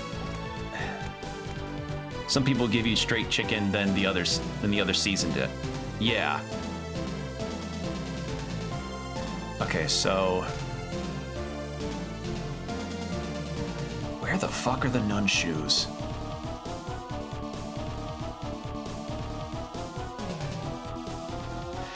There's got to be a faster way to do this. Hold on. There has to be a faster way.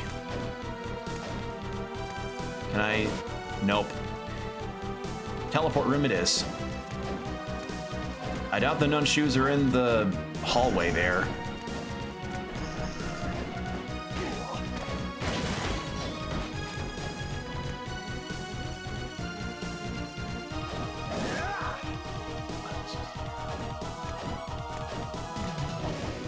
I can't really think of many other public domain series or stories that either are currently going public domain or haven't been. There's Tintin, but Tintin would work as an adventure game, but I don't know if it would work, or even as a detective game, but I don't think it would work for I don't think would work for a horror movie thing unless it's involving the Captain Haddock thing. And if you don't know what Tintin is, it's a comic series from a long time ago about this kid named Tintin and his dog and this former ship captain. If you're on Blue Sky or Twitter in any capacity, you'll likely know it from that meme of the captain saying, "What a week, huh?" And Tintin says, "Captain, it's Wednesday." That's Tintin. I think the only recent Tintin media I ever remembered experiencing was that Steven Spielberg produced movie, which, okay, here's a fun opinion for y'all. That movie, I remember liking it a lot, and when I remember seeing scenes of it on social media a while back, it's very well produced in terms of its animation. It's a very gorgeous movie. I don't remember if it's any good or not, but I remember liking it as a kid and just thinking that the film had really good visuals. That's it.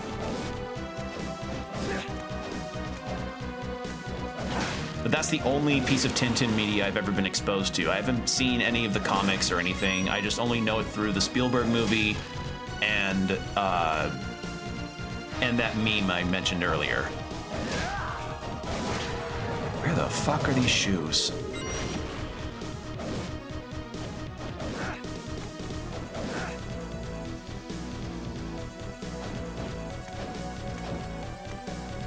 Once more, I always feel like these games, despite being DS games, still needed a guide that you probably got in a manual or something in the original release.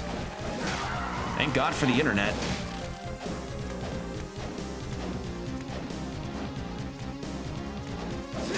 Okay, so that's where the sword was. Unless...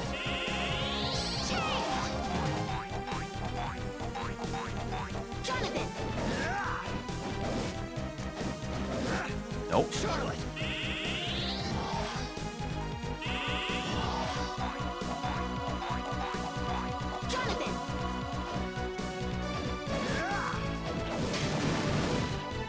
I may have to look up the exact location because I have no goddamn idea. It may be in this church area.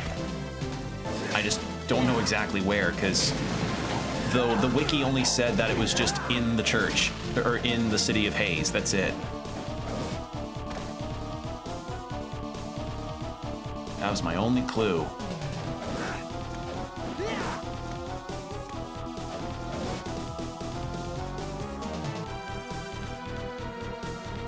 Yeah, I'm looking it up. I have no idea.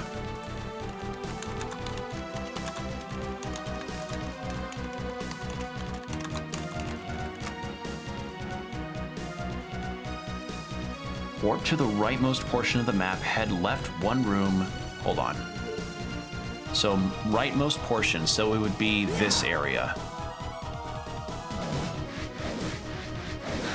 Just go down. Just go down. Ow. So warp to the rightmost portion of the map, head left one room, down one room, and then left until you find yourself in a big 4x4 room. What?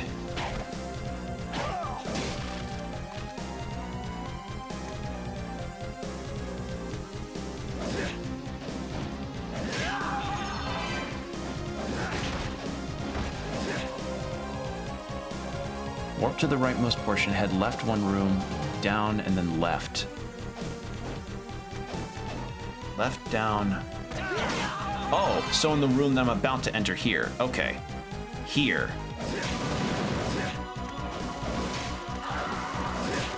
Oh, that's where it is. Okay. Breakable ceiling. You know what? Maybe a completed map was part of the whole deal in the manuals or something, and that was supposed to be a clue. Who knows? But we found him, so that's a plus. Just need to get Charlotte and those, and then head over to Wind.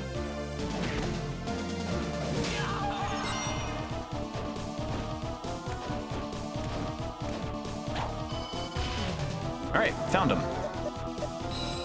I'm gonna double check on the objectives that I have otherwise too.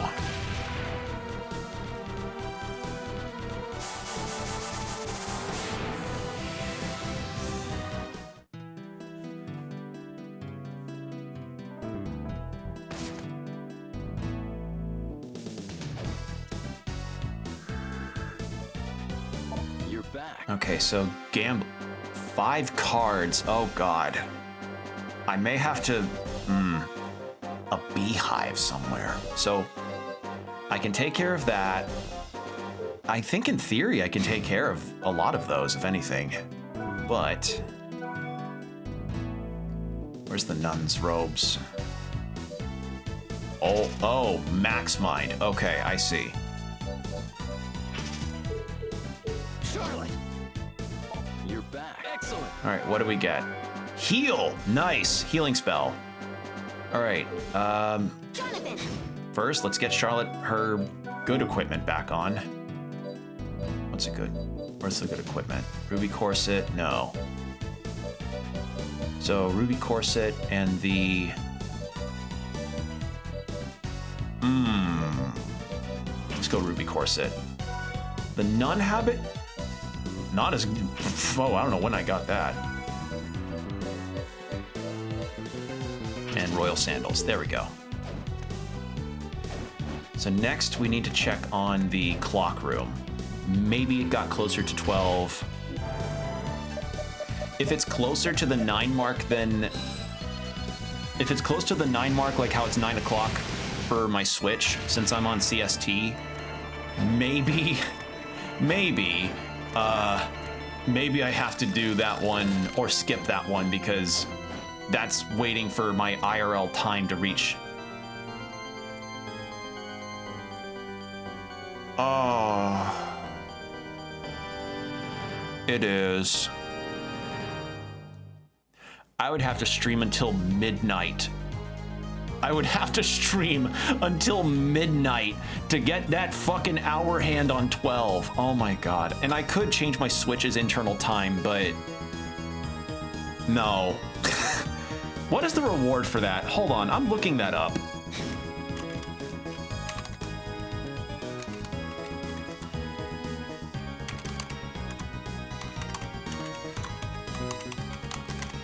Why the fuck is that even a thing? Why would you do that? What is Hands the Clock's reward? What is that? Talk around 12. To wind around 12. That's... Yeah, I either have to wait until noon tomorrow or midnight tonight. That's so dumb. That is so dumb. Genuinely, that is... Oh, I don't like that at all.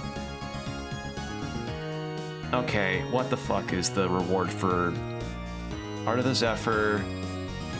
King of Birds, I haven't seen that one yet. Overcome the Curse. We did that.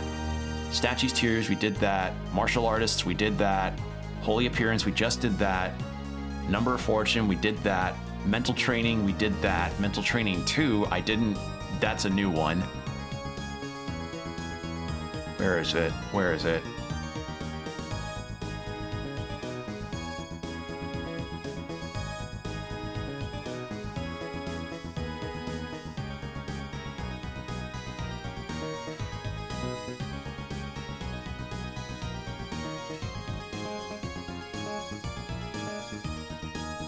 Are these even... These are good for the equipment, but I am not really seeing the reason to keep doing this. Where the fuck is the clock one? Oh my god, there's so many quests! And that's just in this game. Okay, where's the clock one?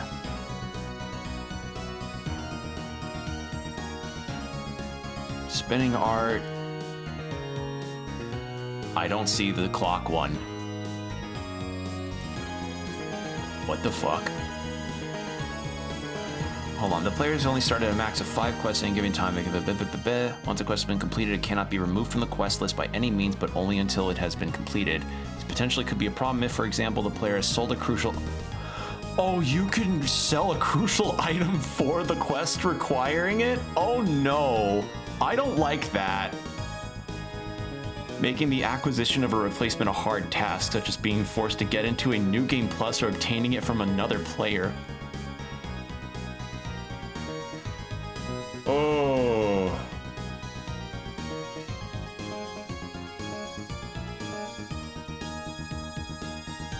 Oh. Okay, what the fuck? Completing all is the Magnus Ring. MP regeneration, that's what it does. Okay, well, good to know.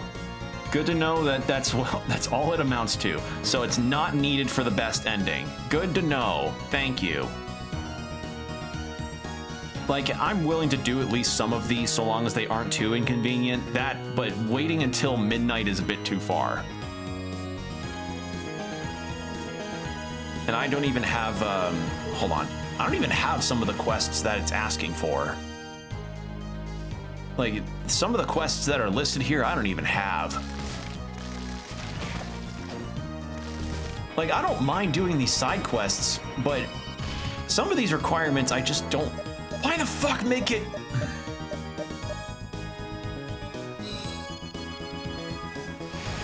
Whenever something in-game ends up requiring a real-world time thing to line up with your in-game time, that is the worst ever. It reminds me of when I played Dragon Age Inquisition, and you had these you had to do these map-based quests for tactics and world traversal that would take in like real-world time for them to fully complete. That was so bad. People have modded that shit out. Oh god. Yeah. I don't see the... Okay, no, hands the clock. Time stop. And I'm guessing that does what its namesake is. Just stops time for 5 seconds. Okay. Well, neat, but I'm not... No. Neat, but I'm not doing that. Happy to see people are still playing Tatsunoko versus Capcom. You know what? With the Capcom Fighting Collection 2 coming out this year, and the Marvel vs. Capcom Collection doing as well as it has, in terms of popularity, I really hear that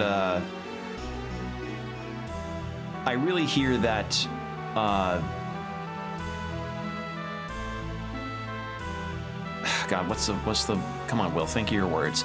I'm glad that the idea of more of these Capcom arcade games are potentially being up for remasters and getting tossed around.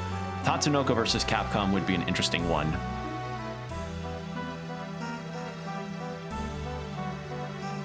Okay. Dude, Speed Racer was considered a fighter for the game at one point? Wow. Speed Racer probably would have controlled the same way that Phoenix Wright controls in MVC3. I say, even though I've not played a single goddamn hour of it, but... You're back. Yeah. Okay, so collect 5 cards. What cards do I have? Joker, 2 jokers, and a club. That's all I've got. It shot a lot of guns, too. Really? That's news to me. I haven't seen any... I have seen nothing of Speed Racers, so this is all news to me. Alright, I'm just gonna mosey through this as best as I can. I'll do what quests I can, but knowing that they're not required for the best ending, they're just required for a consistent MP regeneration thing, I am not gonna bother. I'm not gonna bother with it. That just sounds like too much of a pain in the ass for me. I'll make you a deal. All right, let's go with that. And we'll buy... That's... no. Let's see for equipment. Can't afford it. I can't afford the Viking helmet.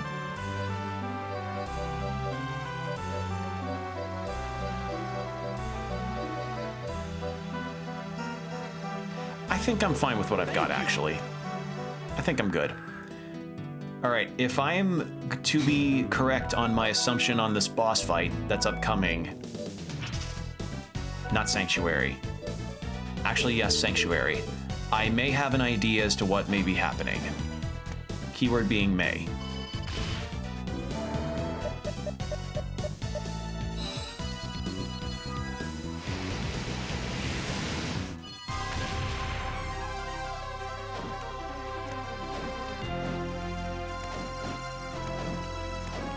But yeah, I feel like with the success that's happened with Tatsunoko versus, or with Marvel vs. Capcom and the Capcom Fighting Collection, who knows, maybe we just get a full-on Capcom versus collection that has the Tatsunoko games and whatever else.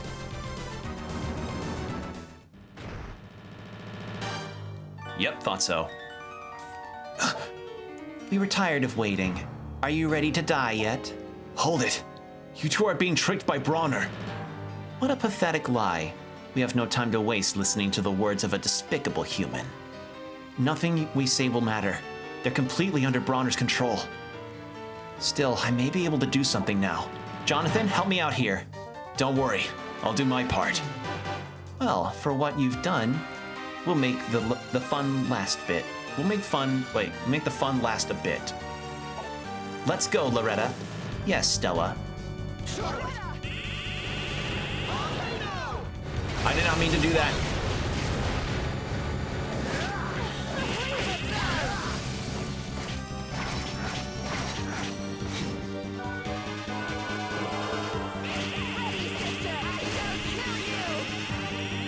Come on. Shit. Oh my god! Ow! Ready, sister!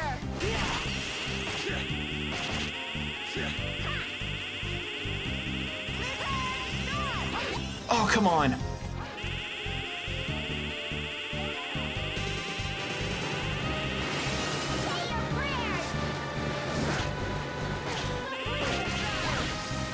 Holy shit.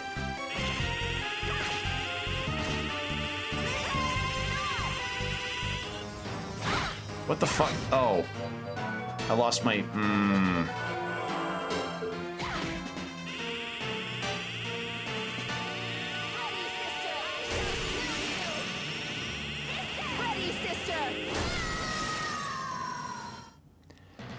That's gonna be hard. Okay.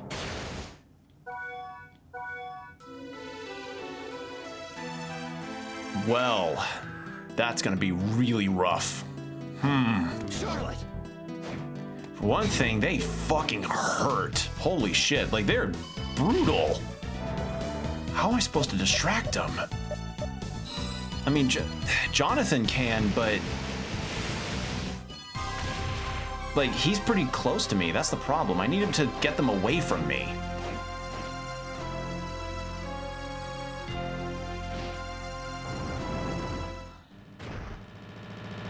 All right, yes, you...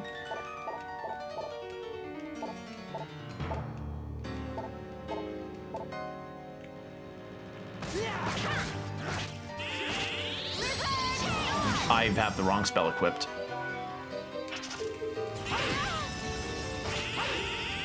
I was like, that's fast.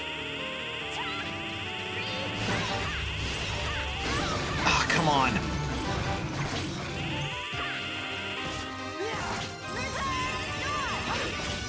Is there a thing that can increase how quickly my spells can charge?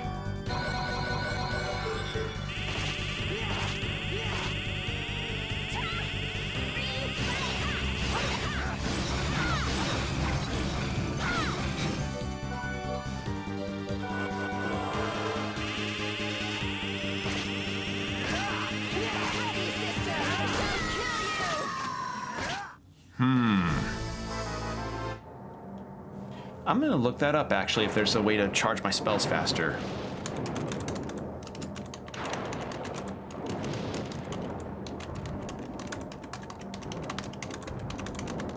Because I like the idea here, but it's just like, holy shit. Cast the Sorcerer's Crest. It's the first item. Oh! The side quest for this item opens up closer to the very end of the...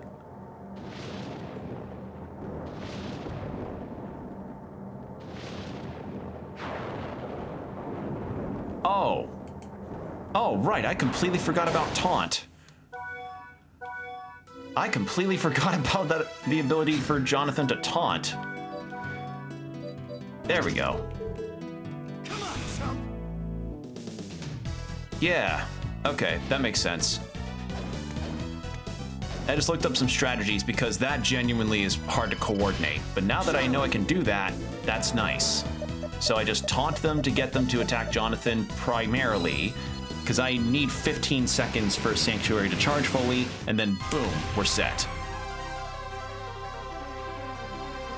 First, I'm gonna actually save here, because I don't want to have to keep hopping back and forth like this.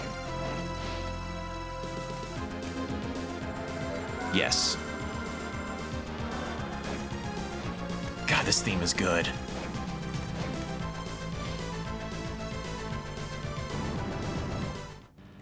Okay.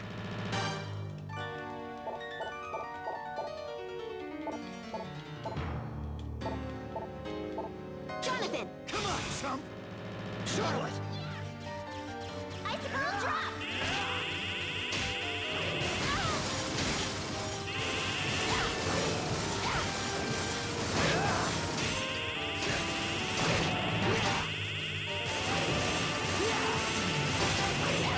Oh, come on.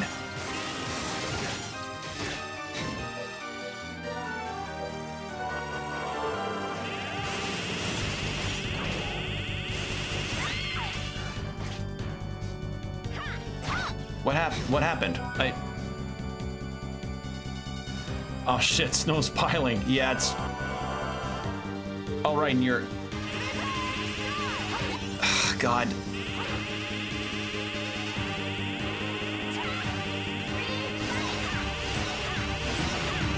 Almost! Damn it! Oh.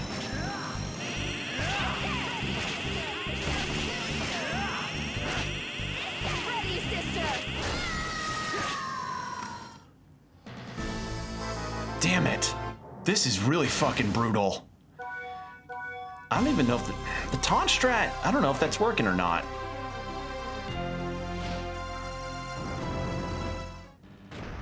Because I lose my MP really quickly.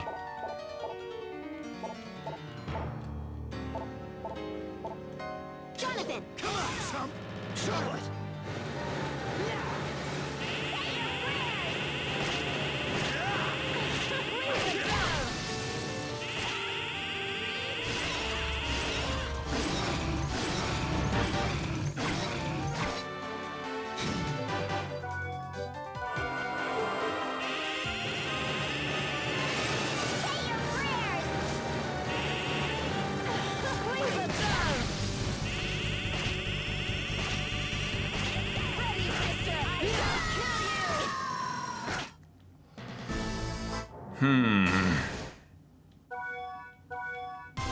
The fact that they made the fast charge accessory a near new game, if not new game plus thing is really.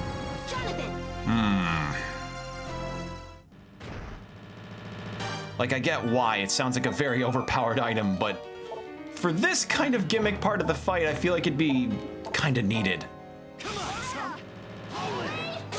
I did not mean to do that.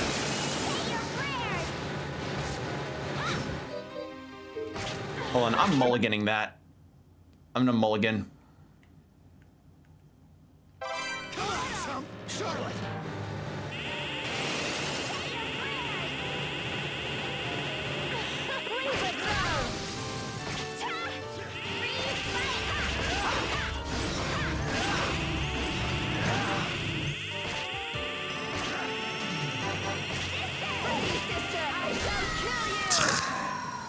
Always just before, like at about 70% of the bar.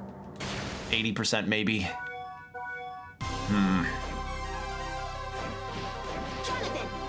Taun's not even really doing anything. Like I don't really notice a difference in that.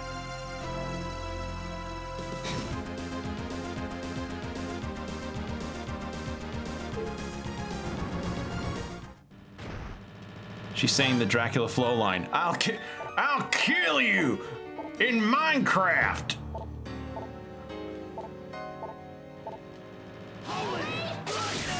Mulliganing that. I mixed up my buttons.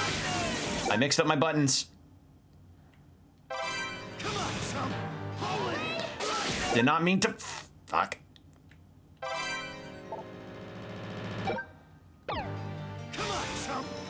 Charlotte!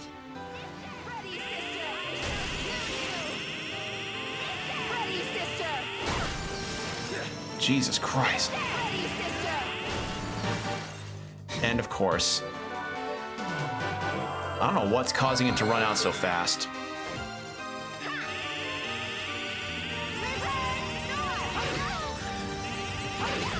Please stop.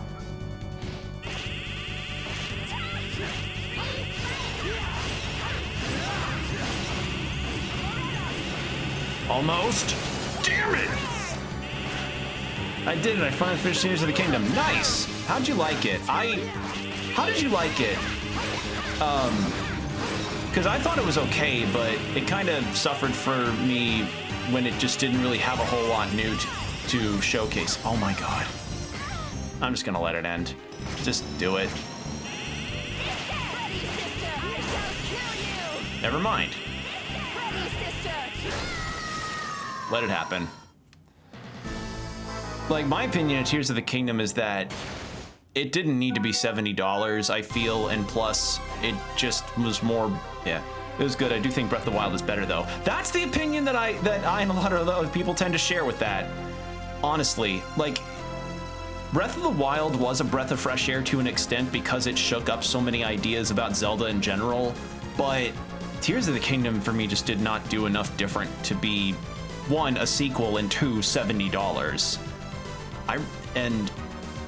If anything, I'm more excited to try Echoes of Wisdom whenever I get that, because that has a freeform style but still feels wholly Zelda.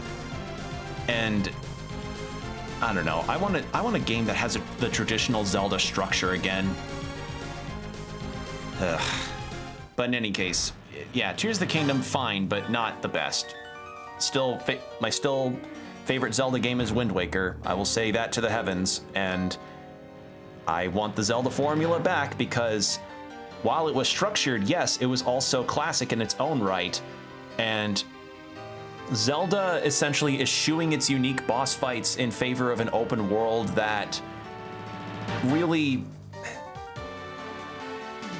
Okay, so here's my opinion about open world games. I only ever feel inclined to play them once because the main draw of an open world game is the exploration, and the second that you've explored everything in your main playthrough, I just don't feel inclined to go into that same open world again.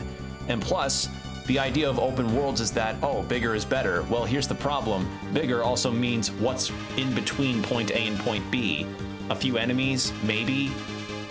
Like, Breath of the Wild at least had some interesting stuff to it and mini-bosses, but I just feel like it kind of killed a lot of its unique elements for the sake of doing its own thing like that, because it's still Zelda to an extent, but outside of the Shrine Beasts and in Tears of the Kingdom, more relatively proper dungeons, I don't know, they're not my favorite Zeldas, and I would still say that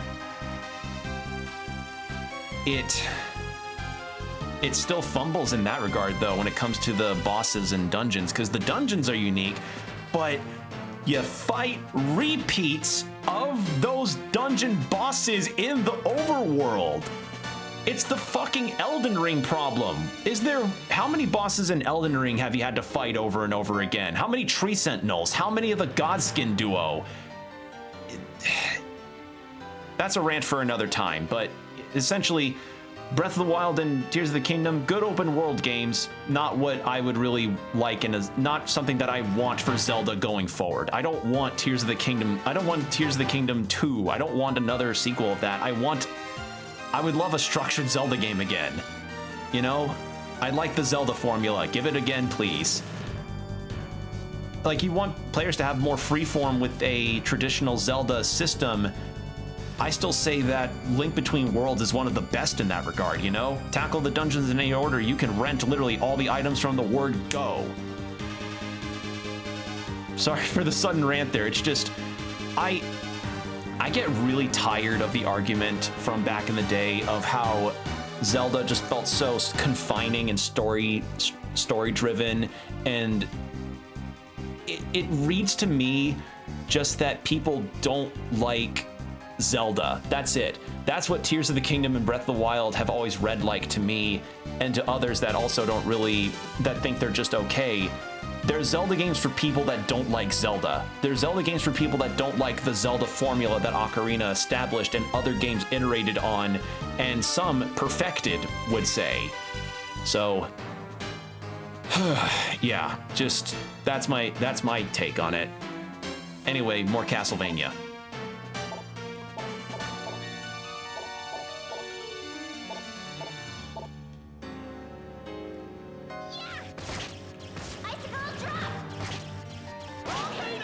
I did not fucking mean to do that again.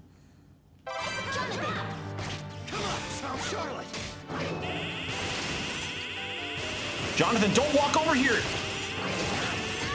Idiot.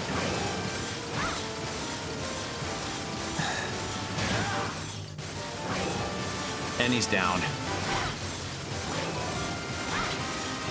And of course, my fucking... Also, we have an ad break starting in about 2.5 minutes. If I die this run, I'm just gonna go to ad break.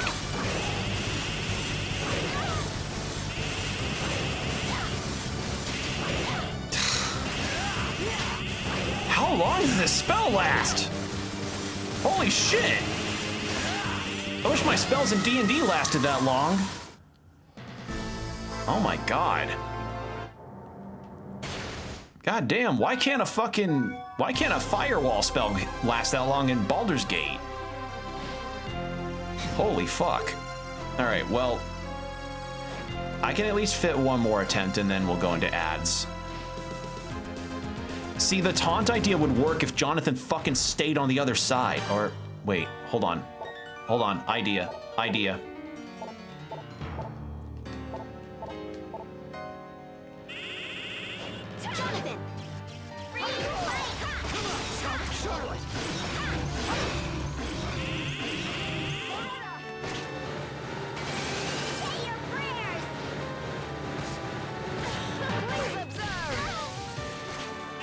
I can't go too far.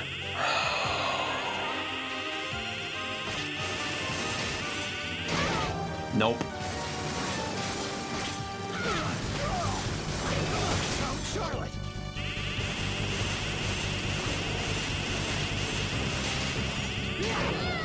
That doesn't last. It's the like, that's the issue. Like, it doesn't last on him because he keeps moving towards me. I'm gonna experiment with something real quick. Jonathan! Come on, Charlotte! Jonathan! Come on, No, they... Nope.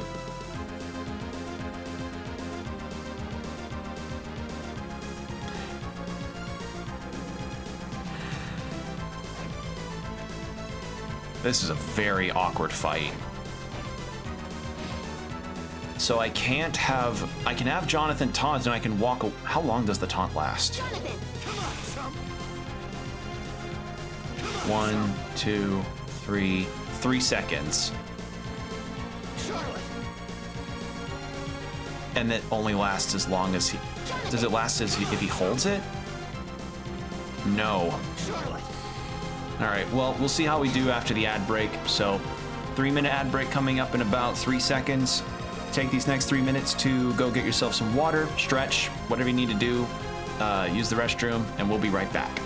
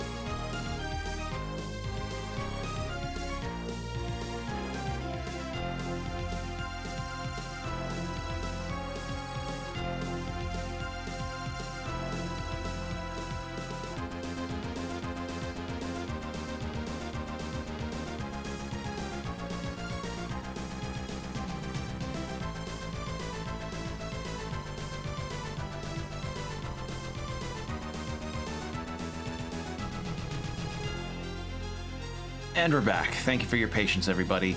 So, unfortunately, I wanted a heads up. I've got a bit of an early start to a day that I need to do tomorrow. I've got to wake up early, so I think I may only be live for a little bit longer. Might have to stop at around the 3-hour mark, unfortunately.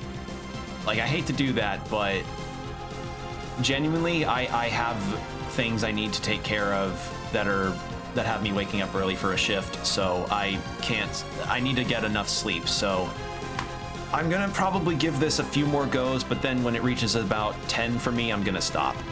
Because for one, this fight genuinely is pretty rough on me. Two, I'd like to maybe prep more off stream, maybe do some of the quests for Wind. And three, just maybe prep a bit to be a bit stronger for this fight. So, yeah. So it would likely mean that the next stream that I do of this game could be the finale, since, you know, we're curing Eric Lecard's daughters. All right. Loretta! Say your prayers! Jonathan! Come on! No, Mulligan. Jonathan! Please observe!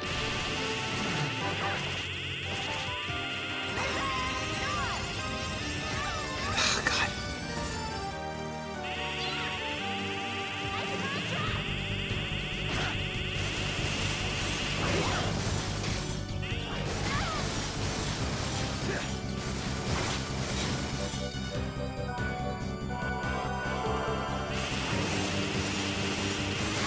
No.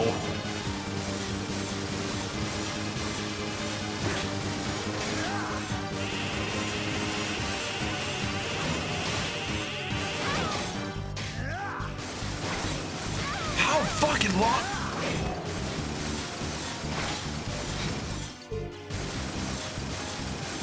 Why does that spell last so long? Genuinely, like, that's kind of crazy. Like, I think that is the most unbelievable thing in this game, is that that spell lasts for way longer than any other spell.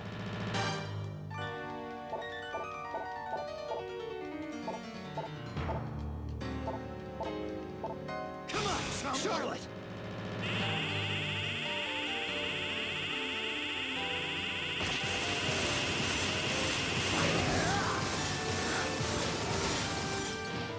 Jonathan! Come on, Charlotte!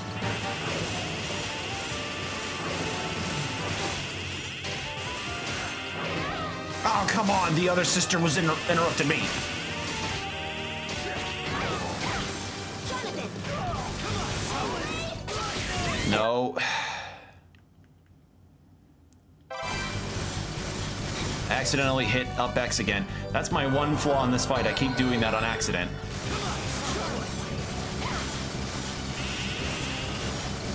What the fuck happened? Oh, he went down.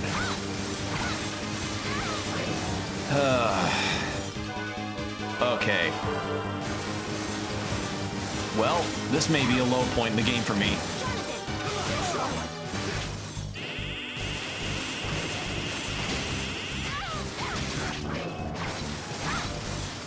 Yeah, just end it, end it, end it. I hate to end a stream on a boss fight, but genuinely, this is a tough part, and I think this may be the least fun fight in the game. Jonathan! I don't think, and Taunt is not, it doesn't last long enough for it to really work. Like, it kind of works, but it doesn't last long enough.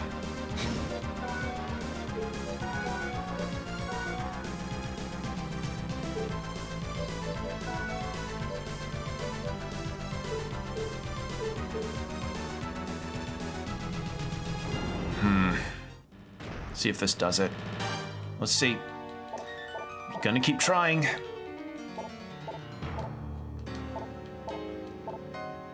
Come on, Charlotte! Free fight! Jonathan! Come on, Charlotte!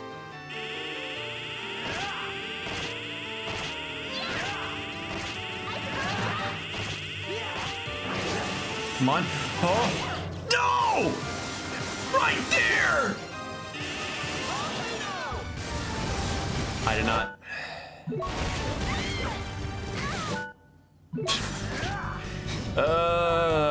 Hit hitting up X on accident is totally fucking fun. Jonathan. Oh. Wait, I can just leave her to charge? Oh. I did not know I could do that. Well, that's a tactic that I didn't even think about. Still gonna end at 10 on my side. I didn't even fucking think about that idea. Charlotte! She charge, I swing. Or I taunt.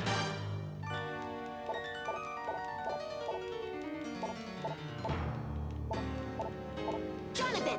Charlotte! Jonathan. Come on, chump! Say your prayers. Come on, chump! Please observe. Where did... Charlotte! Jonathan. I did not fucking... No.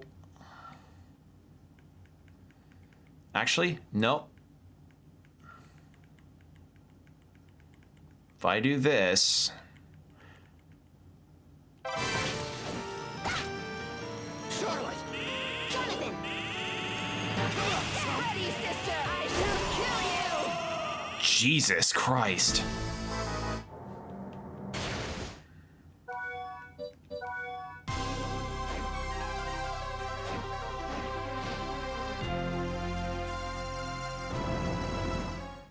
So I can't even have her leave the screen because otherwise she'll hop back over to me.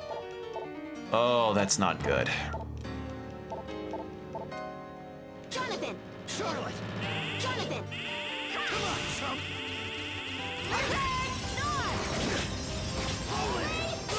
No, I hit up X again. Charlotte! Jonathan. Come on, chump! Ice ball drop. Come on, chump! I left the screen again. Jonathan. I'm just gonna spam my high potions. Nope, I'm not letting that happen. Am I kind of breaking a rule on using the rewind? Yes, but this is a very annoying fight.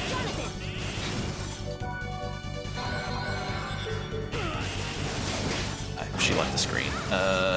No.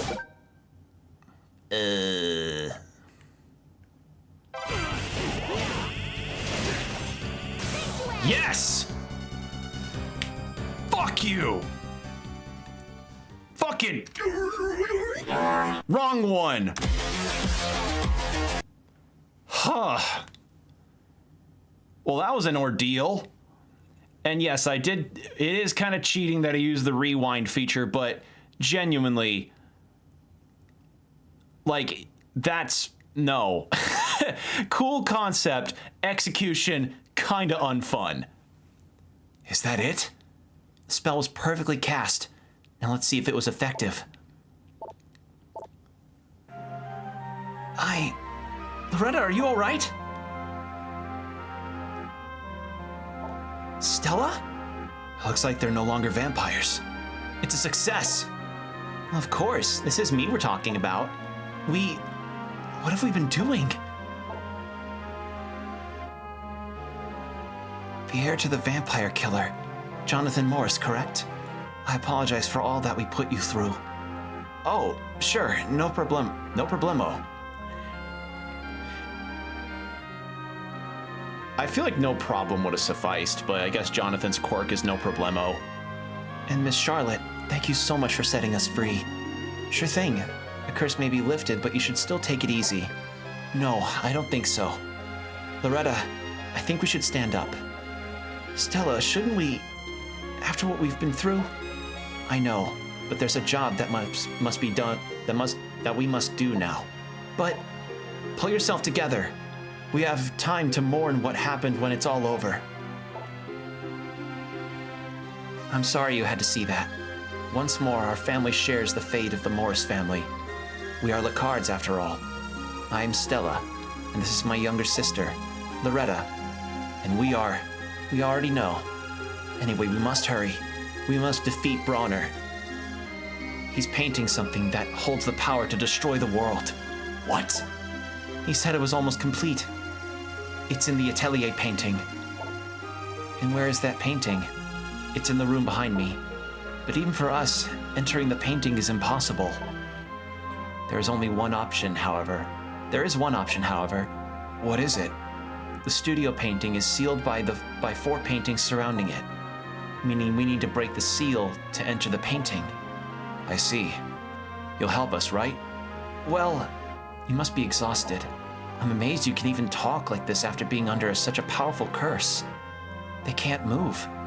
That's true, but that's not all. The door to the inner room can only be opened by the magic of either Bronner or ourselves. So you'll stay here and open the door for us. Sure, no problemo. One more thing. It's about the vampire killer. We can perform a ritual to unlock the power of the whip. Unfortunately, I know. Using it will consume my soul, right? Please don't forget that. You must use it wisely. If you feel ready for the ritual, then just tell us. Listen, about your father, none of that. Once this is all over, then you can tell us about him. Father, before our own eyes, Loretta, I know. Let's all do what destiny had intended for us. Right, no problem. I'm done saying problemo.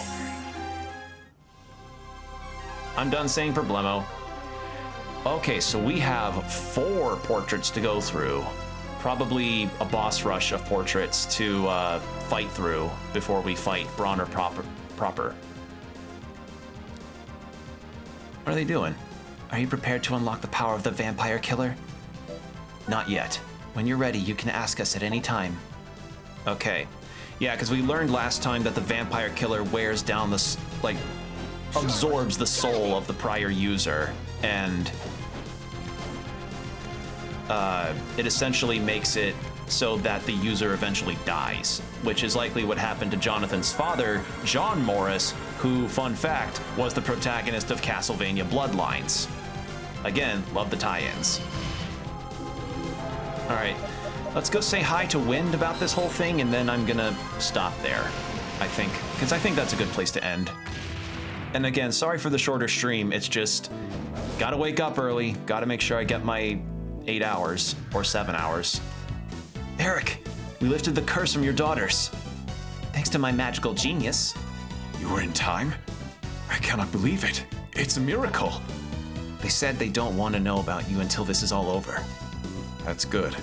If they knew what I've become, it would only upset them. Now you can unlock the true power of the vampire killer. That's what they said. I'll give it a try if I feel like it. Well then, now that you know how John felt, perhaps that will be enough. Well, in any case, ready to face the castle's lord? Do your best. Do your best, Master Jonathan, Miss Charlotte. Sure, no problem. Oh, so he can say no problem, like a regular fucking person. God damn it. Nothing's impossible for me. All right, well, that's gonna be it for tonight, and that likely means that the next stream I do of this game will be the finale. So, yeah, we've got that to look forward to. And you know, despite that very, very, very annoying fight, I otherwise have had a very good time this stream. Hopefully, hope it's been fun for everybody here. I had a good time just getting to talk with you all about Nocturne, indie games, public domain media, and all sorts of extra stuff. It was a fun time. I really appreciated getting to talk to you all. It's really fun. We're gonna let this animation play, and then we will send everyone off. Oh, big stretch. It's also really cold in my stream room too, so I think it's best I probably stop before I actually start shivering. Cause that's nice. Yeah, this is a good animation. Like genuinely, this is really cool. I mentioned it before, but this kind of gives me like,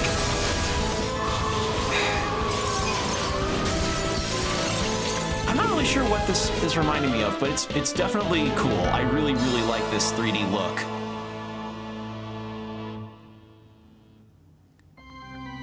All right, well, in any case, that's gonna be it for the night. I appreciate you all for coming by and chatting and chilling. It means a lot that you all stop by here. It really, really does. And hopefully the rest of you have a good rest of your time zones whenever you're seeing this. And for VOD watchers on YouTube, I usually announce when my streams are live over on Twitch if you want to see us live and, you know, ever want to chill out. I usually stream on Twitch, so keep an eye on my Blue Sky and on my YouTube for whenever I'm going live. And if you want to see when my next streams are, that's where I post my schedules too. So that's pretty much it. I also posted my schedules on my Tumblr, but I'm not really using my Tumblr too much because Tumblr's not really doing a whole lot for me lately. So like Tumblr's just Tumblr. I haven't really used it in a long while, so it's just not a platform I'm really on very often, but I'm there if you want to follow. And yeah, so I usually am good about making sure any delays or what have you are announced before I stream. I try my best to keep you guys informed, so be sure to keep up with the social medias in the event if I do cancel or if I reschedule in any way. Besides that, though, nothing else major to announce. Anything that's on my stream docket is what's there. And yeah, so that's going to be it for the night. VOD watchers, take care of yourselves, stay hydrated, keep your postures checked, and I'll see you next time. Bye.